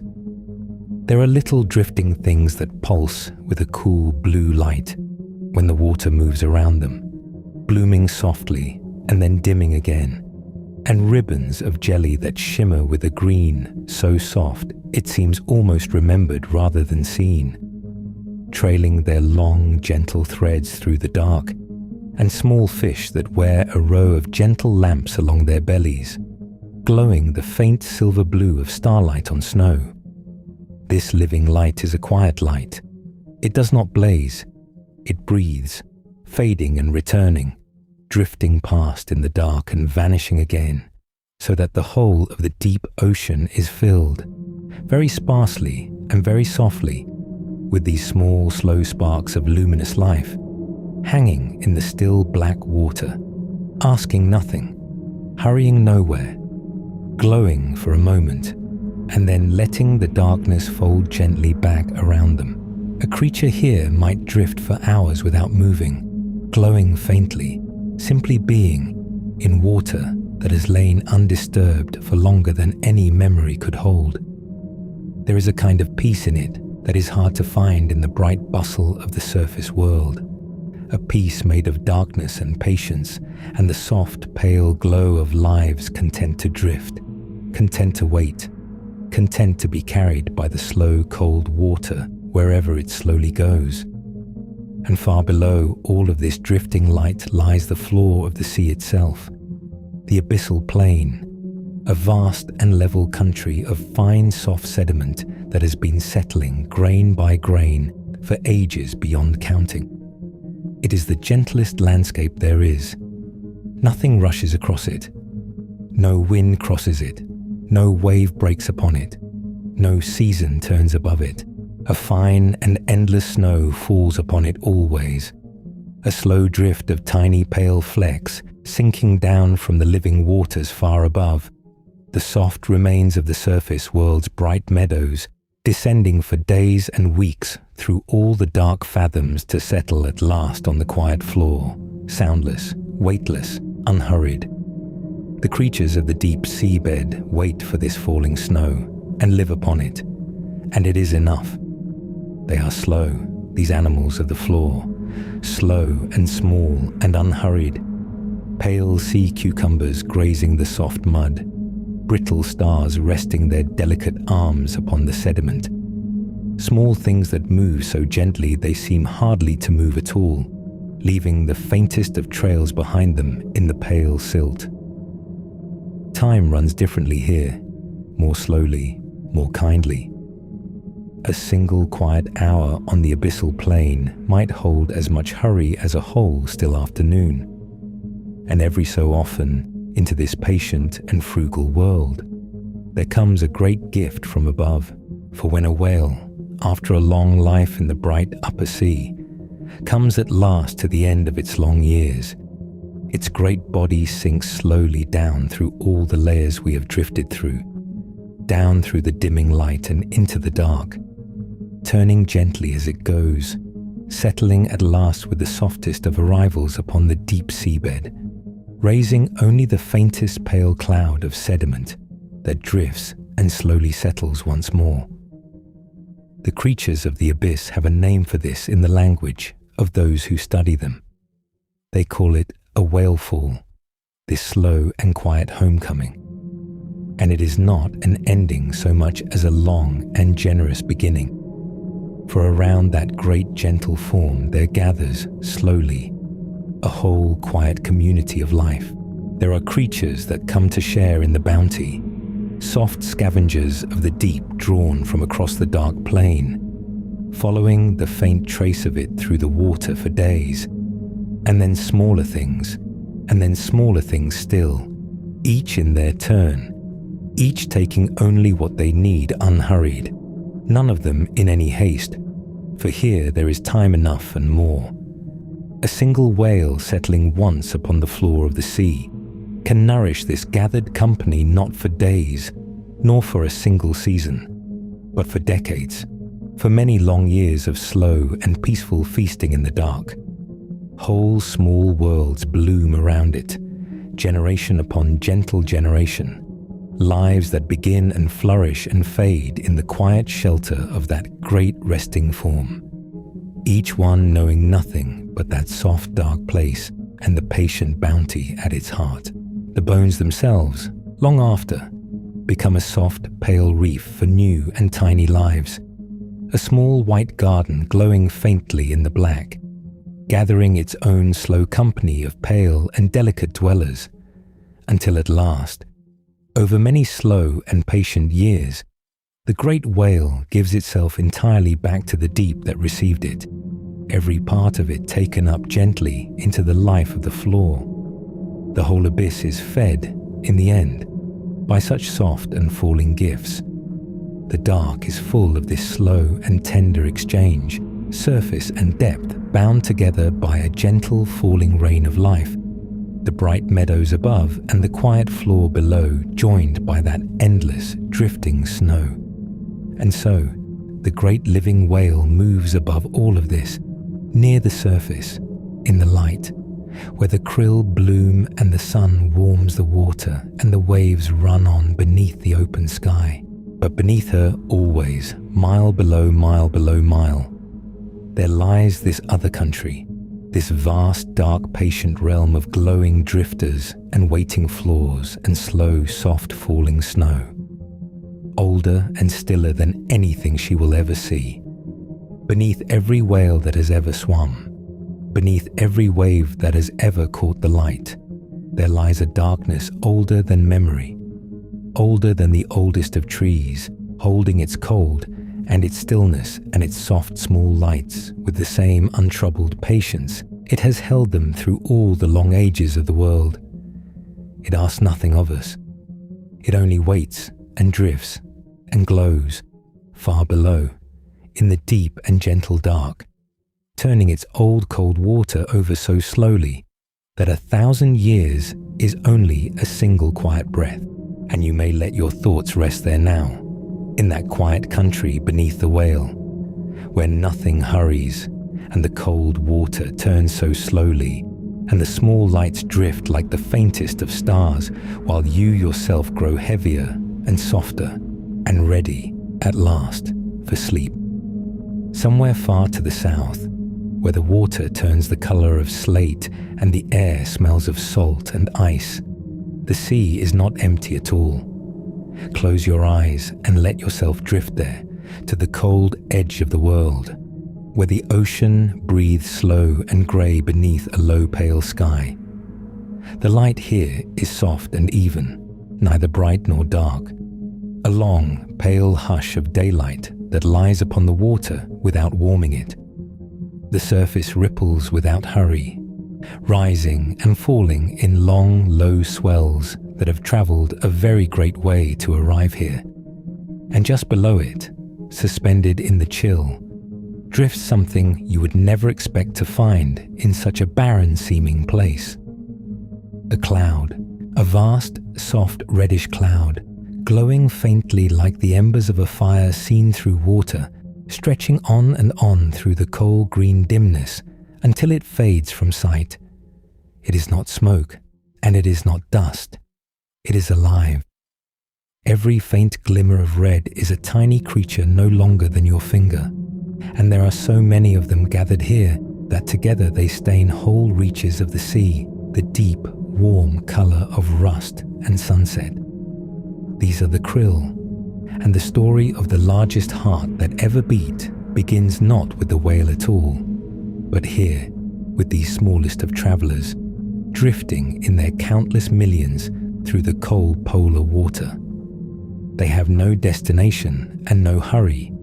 They move only as the water moves, rising a little toward the surface, sinking a little into the dark, carried this way and that by currents older than memory, content simply to drift and to feed and to glow. Let yourself rest a moment in the strangeness of it, in the quiet wonder that a place so cold and so far away should hold so much life.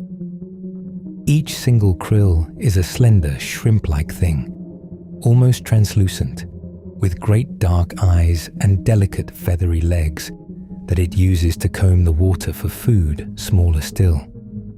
If you could hold one up to the pale light, you would see straight through its little body, see the faint workings of it, see the soft glow it carries within, a small clear lantern of a creature, fragile and patient and very much alive.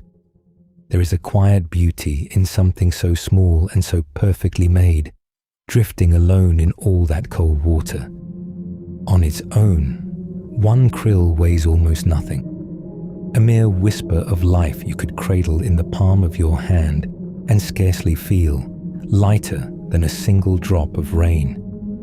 Yet they do not live alone. They gather, they swarm, they drift together in their multitudes, turning as one, drawing close and closer, until they form swirling, shifting clouds so immense that the gathered weight of a single great swarm can outweigh anything else alive in all the wide ocean.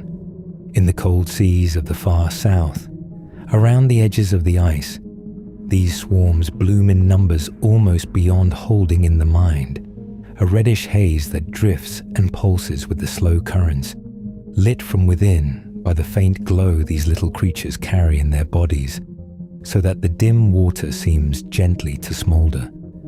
To swim through such a swarm would be to move through a soft red snow that drifts in every direction at once, a living mist with neither edge nor end.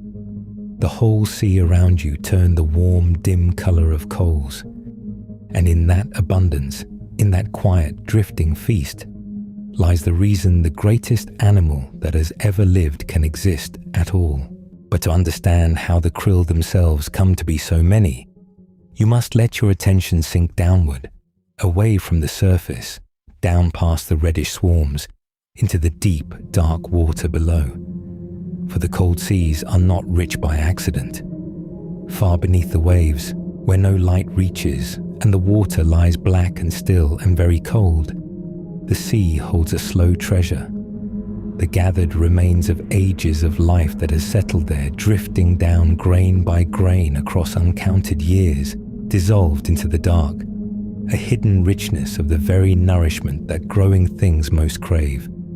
In the warm and gentle waters of the world, that richness stays trapped below, far out of reach of the sunlit shallows where life can use it, locked away in the cold deep where nothing green can grow. But here, in these wild, cold latitudes, something stirs the sea. The great currents that wind around the bottom of the world rise and turn, vast and unhurried, and the winds press upon the surface, steady and patient.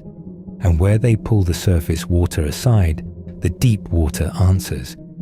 It lifts, slowly, patiently, over distances and time spans the mind can barely follow. The cold, dark water from far below rises toward the light, drawn upward from the black depths, and it carries that buried richness with it, up and up through the long, cold fathoms, into the thin, bright layer near the surface where the sun can reach. This slow lifting of the deep into the light is one of the quiet engines of the living world, and it asks for no witness. It makes no sound. There is no rush of water, no visible motion, only the patient turning of the great cold sea upon itself, the deep climbing softly toward the day. It simply happens, season upon season, turning and rising in its own unhurried time, as it has for longer than there have been eyes to see it, and as it will go on doing long after this night has passed into the next. And when that deep nourishment meets the sunlight at last, the sea answers in the only way it knows. It blooms. Tiny drifting plants, each one far too small to see, far smaller even than the krill, awaken in the sunlit water and multiply again, until they tint the sea a faint and cloudy green, a soft green haze that spreads across the surface and stretches away beneath the pale sky. They are the true beginning of everything here, these least of living things, catching the light of a distant sun and turning it into food, just as the green things of the land have always done, drinking the light and the lifted richness together and quietly making more of themselves. And the krill rise to meet them. They comb the cloudy water with their delicate legs, gathering the tiny plants by the countless thousand, patient and unhurried. And so the smallest of the sea's harvest passes upward into slightly larger life. The buried richness of the deep becomes sunlight-fed greenness, and the greenness becomes the vast reddish swarms of krill, and the swarms drift and glow and wait, all unknowing, for the great shadow that will come for them out of the cold. And come it does, out of the grey distance, moving with a slowness that is somehow more astonishing than any speed. A darkness gathers in the water, takes shape, and glides nearer, the largest animal that has ever lived upon the earth, larger than any creature the land has ever borne, larger even than the greatest of the long-vanished giants whose bones lie locked in ancient stone, longer than the tallest trees are tall. The blue whale moves through the cold water toward the drifting cloud of krill, unhurried, immense, serene. There has never been anything else quite like it. Not in all the long ages of the sea, not among the great reptiles that once ruled these waters, not anywhere in the whole vast story of life has there been a body so immense and yet so gentle, so impossibly large and yet sustained by creatures so impossibly small. To imagine its size is to feel the mind stretch and soften at the edges, to reach for the measure of it and feel that measure slip quietly away. Its tongue alone, that single soft muscle within its mouth, weighs as much as a full-grown elephant standing patient on the plain. Think of that a moment and let the thought settle slowly. A tongue as heavy as an elephant, resting within a single mouth. Within its great chest beats a heart so large that a small child could very nearly crawl through its chambers, a heart the size of a small car, slung deep within that vast and quiet body, warm and steady in the cold, dark water, Imagine resting your hand upon so great a heart and feeling that slow, deep pulse move beneath your palm, unhurried as the swells, patient as the rising of the deep. And this is perhaps the most wondrous thing of all, the thing to carry softly with you down toward sleep. That enormous heart does not race. It does not pound. When the whale slips down into the cold, dark water to feed among the krill, its heart slows and slows and slows still further until it beats only a handful of times in a whole long minute, each beat a single deep and unhurried pulse moving outward through that mountain of living flesh. Picture it, the vast body sinking through the dim green water, the great heart beating once, a deep, slow swell of sound, and then a long stillness, and then once again, slow as a tide, calm as the deep itself, patient as the rising of the water from below. Down there in the cold, in the green dimness far beneath the surface, the whale opens its enormous mouth and takes in the krill, gulping water and swarm together by the ton. More food in a single mouthful than seems possible to hold in the mind, straining the little reddish creatures from the sea and swallowing the gathered abundance of the cold water whole.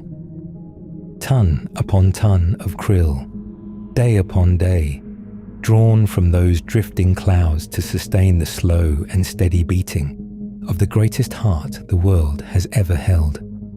And then the whale rises again, slow as the deep water rises, breaking the grey surface to breathe a long, warm breath into the cold air, and sinking once more into the dim green calm below, gathering the soft red abundance again and again, unhurried, untroubled, at peace in the cold. And here, if you let it, the whole of it folds together into a single quiet truth. The largest creature that has ever lived is built, entirely and without exception, from the smallest of meals, every vast rib, every yard of that impossible length, every slow and mighty beat of that great car-sized heart is made from tiny krill, and the krill from tinier plants, and the plants from sunlight and from the patient richness lifted up out of the dark by the turning of the cold sea. There is no shortcut in it, no other way, no hidden source.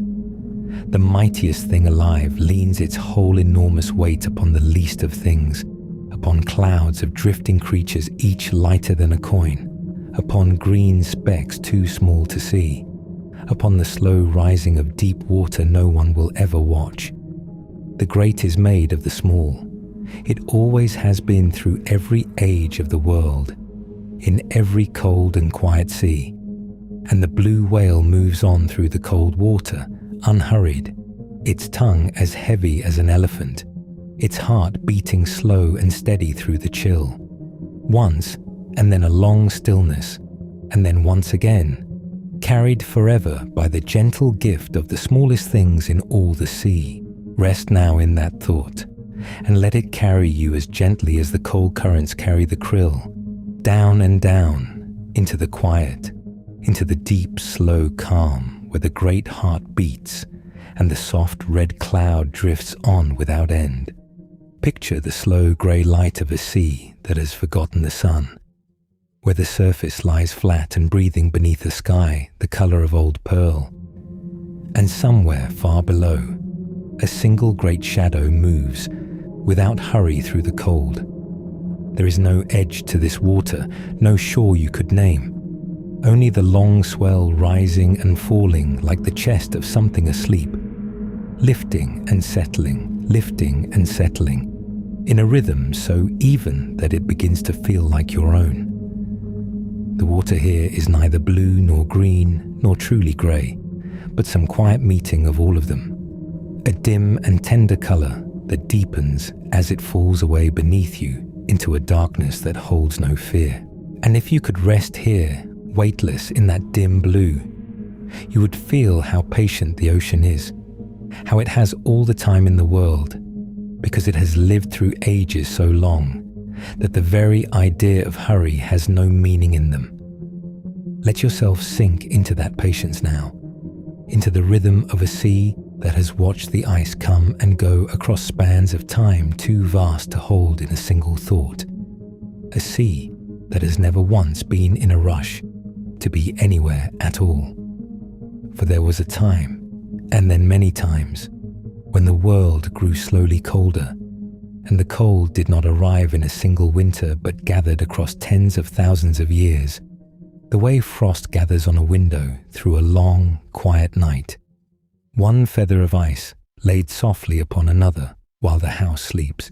In the far north and the far south, snow fell and did not melt, and the next snow fell upon it, and the next, and the one after that, until the weight of all that whiteness pressed the lowest layers into ice, and the ice grew thick, and the thickness grew into glaciers, great rivers of frozen stillness that crept outward across the land grain by grain, a hand's breadth in a season, a valley in 1,000 years, so slowly that a creature standing upon them would have sworn that nothing moved at all. These were the ice ages, and they came not once, but again and again, breathing in and breathing out across the long, deep time of the planet, the ice spreading from the poles like a slow white tide, and then, across more thousands of years, drawing quietly back again, advancing and retreating in a rhythm too wide and too slow for any single life to witness. There is something almost gentle in the way it happened. When you let yourself imagine it, no sudden thing, no single moment of change, only the steady tilt and wobble of the world as it leaned a little nearer the sun or a little farther away, the long, slow circling of the planet through the dark, and the seas answering in their own unhurried language with no alarm and no haste, only the soft inevitability of so much time. Whole forests of cold grew and faded where there had been open water, and where there had been ice there came in time the lapping of warm waves again, and none of it hurried, none of it strained, each change unfolding so gradually that it was less a happening than a long, slow turning of the world in its sleep. As the ice locked away the water of the world, the oceans drew lower and lower still, and old coastlines stood bare beneath the open sky, wide pale plains where waves had lately rolled, and the shape of every sea was redrawn so slowly that no creature alive ever felt it move beneath them.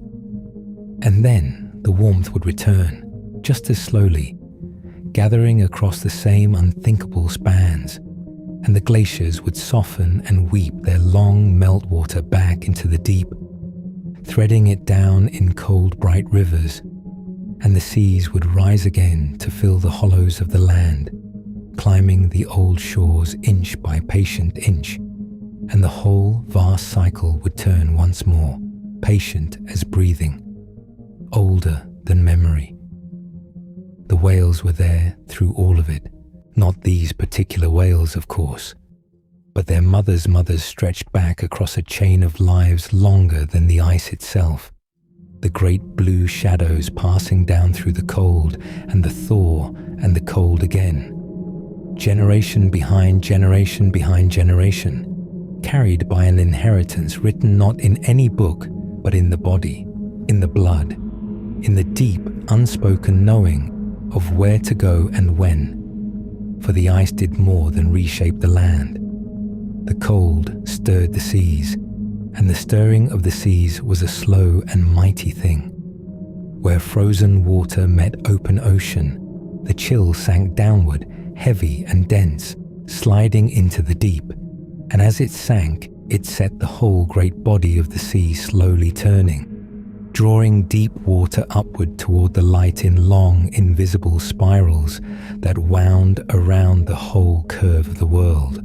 And that rising water carried with it the patient riches of the deep, the drifting motes of life that had settled down through the dark across long years, the slow, soft snowfall of nourishment that gathers where no light reaches and waits there in the cold, until the turning currents lift it home, where this cold, deep water rose into the brightness near the surface.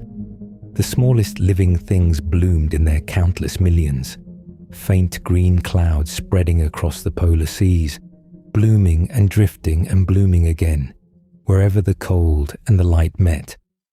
And where they bloomed, the krill came to feed upon them, tiny and uncountable, gathering in swarms so dense they stained the water pink and red across miles. You could not cross in a day, whole shifting nations of them, hanging in the cold, clear water. The cold currents were the great stirrers, the gatherers, drawing the food of the world together at the cold ends of the earth, setting the table at the poles in summer, when the long light never quite leaves the sky, and the sun rolls slow around the rim of the world without ever truly setting, only dipping low and golden toward the horizon before lifting once more, so that the day seems never to end, and the cold sea lies bathed for months in a soft and ceaseless glow. And so the whales learned the rhythm of it, though learned is too small a word for something so deep and so old. They came to the cold seas to feed, when the polar summer opened the water to the endless light, and the krill swarmed thick beneath the surface in their vast red clouds. The great blue whales gathered in those frigid feeding grounds and ate and ate and ate again, taking in the wealth of the cold sea in vast, straining mouthfuls, drawing whole swarms into the great, pleated cavern of the mouth and pressing the water away, laying down within their bodies the deep reserves of warmth and richness they would need for the long road ahead, for they could not stay.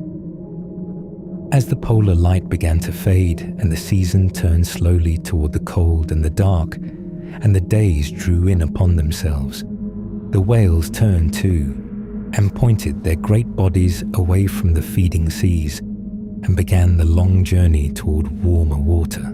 This is the migration, the oldest road they know, a path of thousands upon thousands of miles that no map records and no marker shows, traced through open ocean by some instinct that lives below all thought, steady and sure where there is nothing at all to steer by. They swim away from the cold abundance toward the warm and quiet seas, nearer the middle of the world.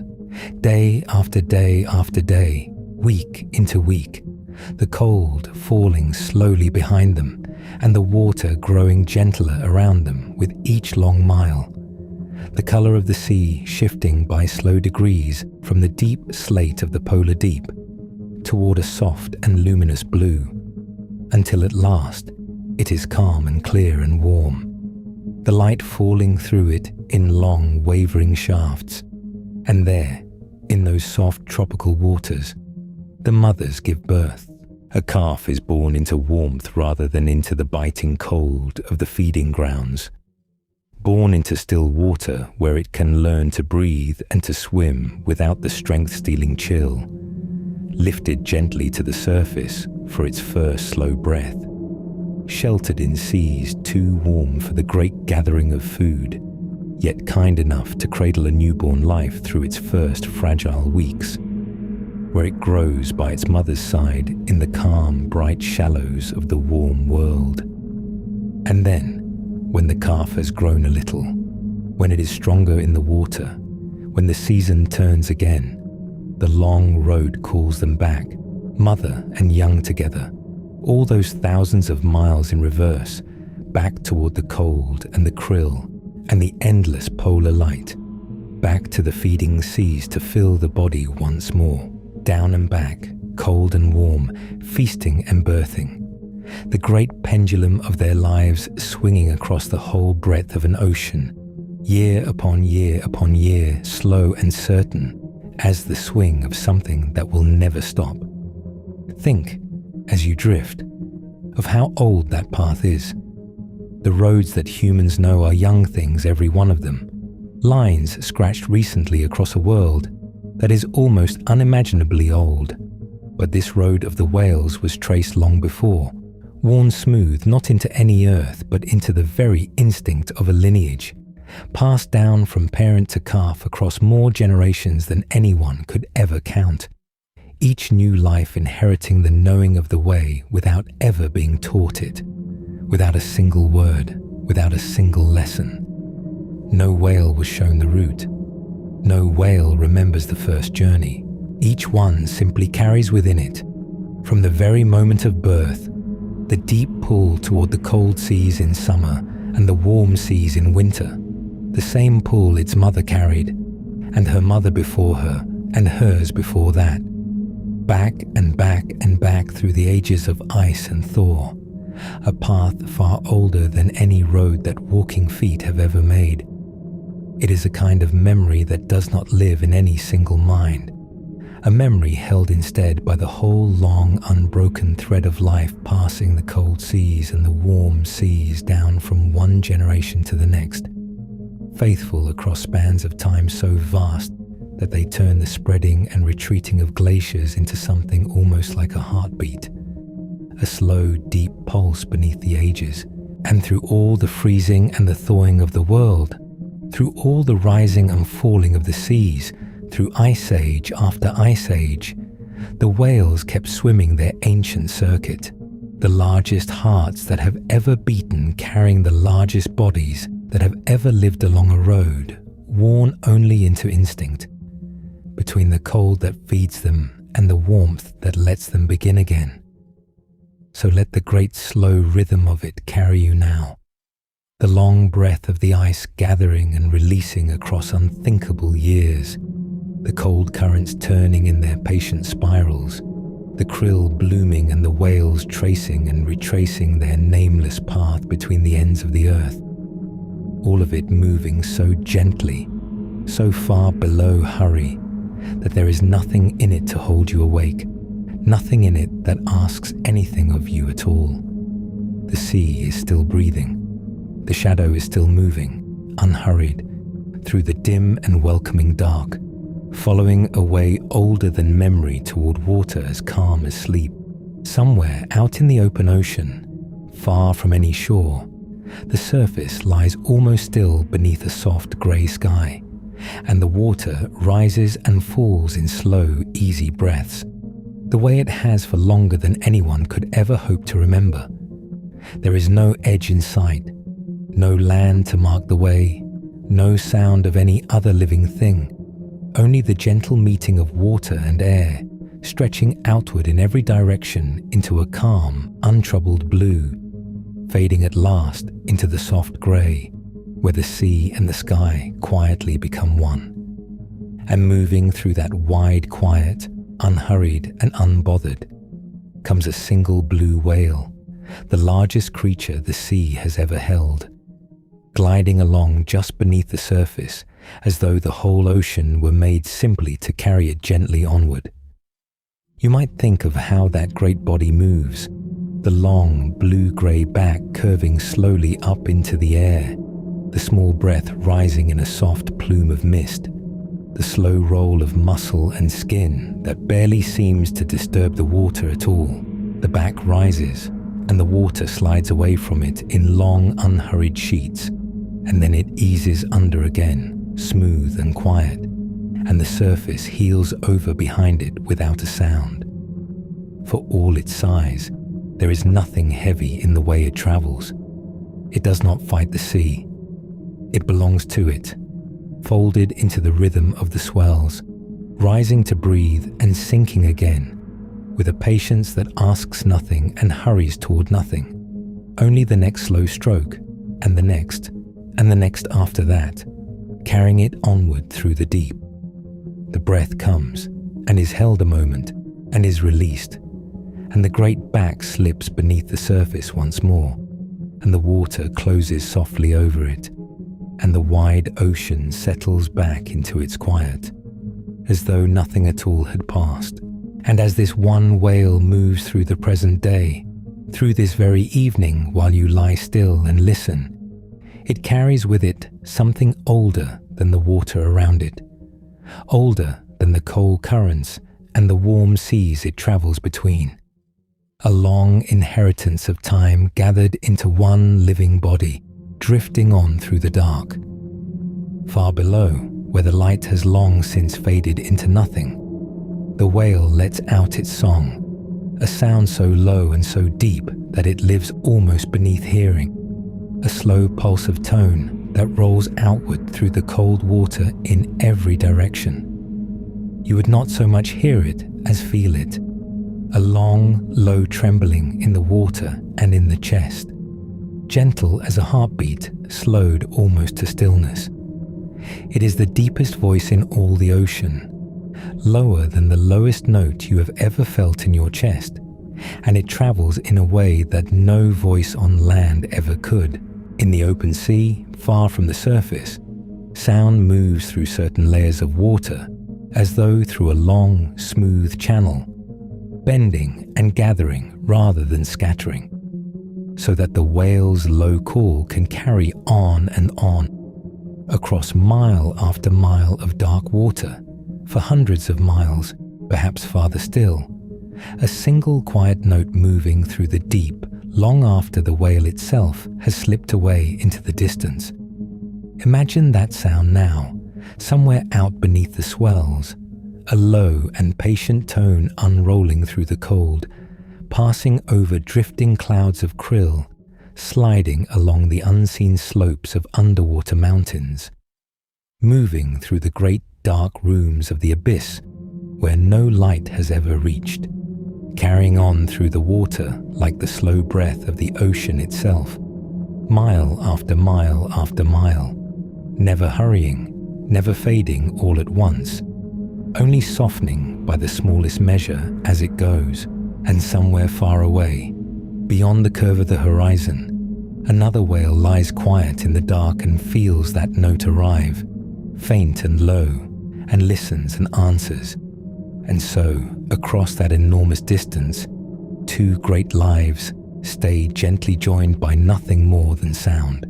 Two slow songs reaching for one another across the wide and patient sea. There is something in that, in a voice that can cross such distances without urgency, without alarm, only a long, low call sent out into the dark and the trust that somewhere it will be heard. The whale does not rush its song. It lets the note unfold in its own slow time, rising and falling like the swells above, and then falls quiet and listens. And the silence afterward is as much a part of the song as the sound itself, a great unhurried patience folded into the rhythm of the deep. And in that silence, the sea seems to hold its breath with it, the dark water waiting, calm and endless, for the next low note to come. And if you let your mind drift along with that note, out across the dark water, you begin to feel how far back this all reaches, how long the road has been that leads to this one whale, breathing softly in the open sea tonight. Think back gently to the very beginning, to the first rain. Long before there was any ocean at all, the young world cooled beneath its clouded sky, and the rain began to fall, and it fell for ages beyond counting, a soft and endless falling, drop after drop after drop, that gathered slowly into the first warm seas. That same water, those first quiet drops, is the water the whale moves through now. It has risen as mist and fallen as rain, and gathered into rivers, and returned to the sea more times than there are stars to count. And still it is the same gentle water, cradling the same slow swells, carrying the whale onward as softly as it once carried the very first drops of rain. From those first warm shallows came the earliest living things, faint and small, drifting in the sunlit upper water, learning to gather light, learning to breathe out the air that would one day fill the whale's great lungs.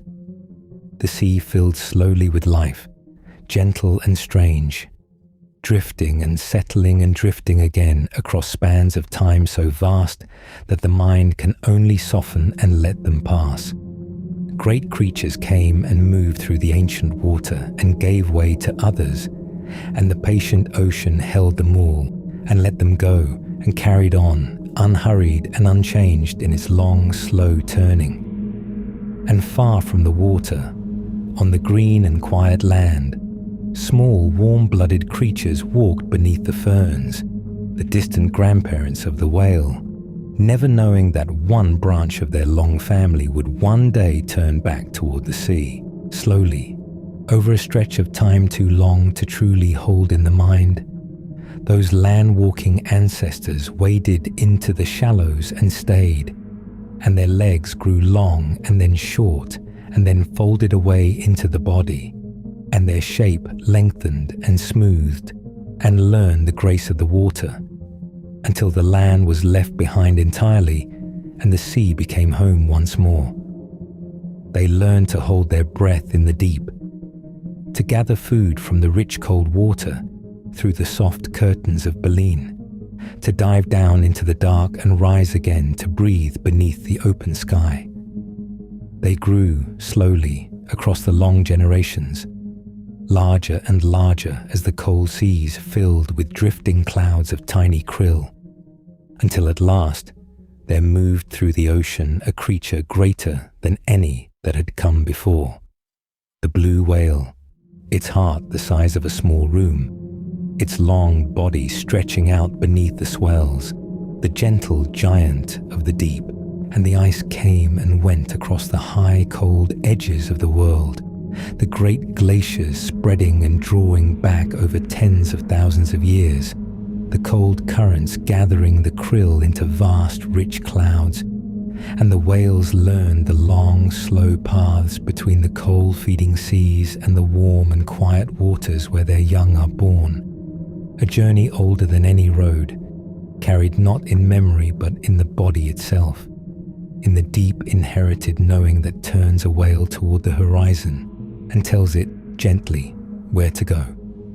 And all of that, every drop of rain and every drift in life and every slow turning of the ages, every cold current and every long migration, every breath taken at the surface across the whole unimaginable depth of time, has gathered itself quietly into this, into one blue whale moving through the open sea tonight, rising to breathe beneath the soft grey sky, and sinking again into the dark, and singing its low, slow song out across the water.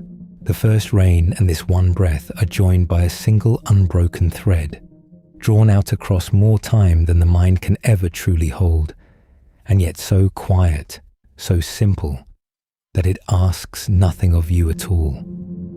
The whale carries that whole long story onward without ever needing to know it, simply by being alive, simply by breathing, simply by moving gently through the same old patient water.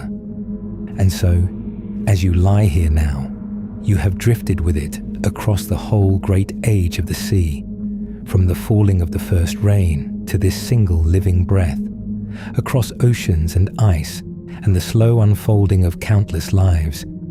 And there is nothing left to reach for, nothing left to do, nothing left to hold, only to let it all settle softly around you like the water closing over the whale's back. The sea does not hurry, and tonight neither do you. The great whale moves on through the dark, unhurried and at peace, its song fading low and far away, and the swells rise and fall, slow and soft and endless. The same gentle rhythm that has rocked the sea since the very first rain. Let your breath grow long and easy, like the breath of the whale, like the breath of the sea itself, rising slowly, falling slowly, asking nothing, holding nothing. Let the low song carry you, dimmer now, and softer, and further away, until it is only a gentle hush far out in the dark. There is nothing more to follow. There is nowhere left to go. The water is calm. The whale is at peace. And you can let yourself drift down now, slowly, gently, into the quiet, into the soft and welcome dark, where the long, slow song of the sea will carry you the rest of the way.